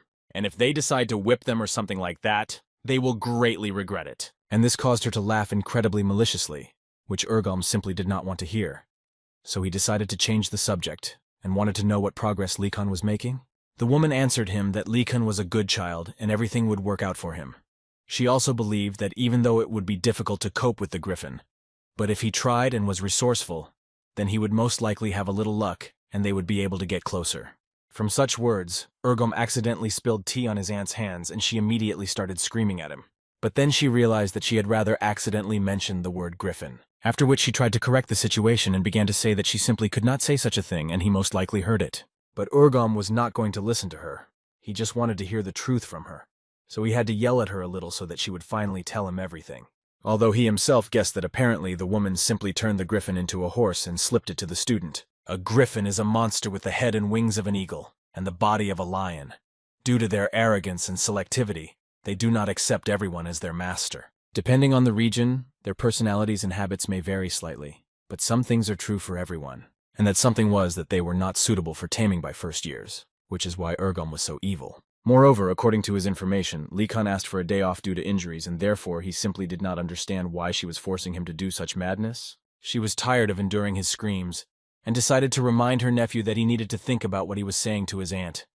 But the man was not going to back down, because he believed that there were boundaries that should not be crossed, and turning a griffin into a horse is one of those borders. Lee Kun, meanwhile, still found a way with which he made the horse now happen to him, and finally they became a little friends with it. The guy was sure that his horse itself did not like these useless skirmishes. Lee Kun thought that judging by the fact that the horse was fine after he put this collar on it, apparently he had a lot more mana than Lee Kun himself suspected. So now the guy didn't even think about discarding the option of what's in the blood. There's a real monster living in this horse. Well, or simply the level of mana absorption for this beast is too low. Lee Kun still did not fully understand what exactly the problem was. At some point, Lee Kun suggested that the horse stand and rest for a while. And when he suggested this, he caught himself thinking that he would never have thought that they would one day come to conversations when it all began with attempts to tear his small pieces. Now it really seemed to Lee Kun that they were getting closer. He even offered him sugar in honor of their reconciliation. The white horse itself hated to admit that it was becoming more and more subservient to this guy. Although the griffin himself in this body was not against eating sugar, which he had never tasted in the wild. But at one point he changed his mind again and decided that he should not be given any slack, because the ancient wild blood in him does not allow him to forget about pride. At that moment, Lee Kun was thinking that although they had become closer, he was still thinking about how to increase the rate of mana absorption by objects. The next day, the guys had a morning lesson on learning basic alchemy, which apparently today will not take place on the street as usual. But what confused them most was that today, this class would be held in the White Horn building, which is located away from the entire academy. They no longer felt comfortable because this building was somehow cozy and warm. They believed that they couldn't let themselves be deceived, because the professor could easily hide a couple of monsters in the classroom. Therefore, some of them decided to stand close in order to repel the attack of the monsters if anything happened. It was really funny for Lee Kun to actually watch this. Everyone was so alarmist. Suddenly, Professor Urgom appeared in the class, who did not understand what they were doing here, and immediately asked them to take their seats. After these words, one of the students immediately ran up to him, who wanted to know why their class was not on the street today. After all, it seemed to him that last time he told them that they should look for the ingredients themselves. The professor looked at him, and at one point asked the guy if he could create medicine on the street. After which he added that he knew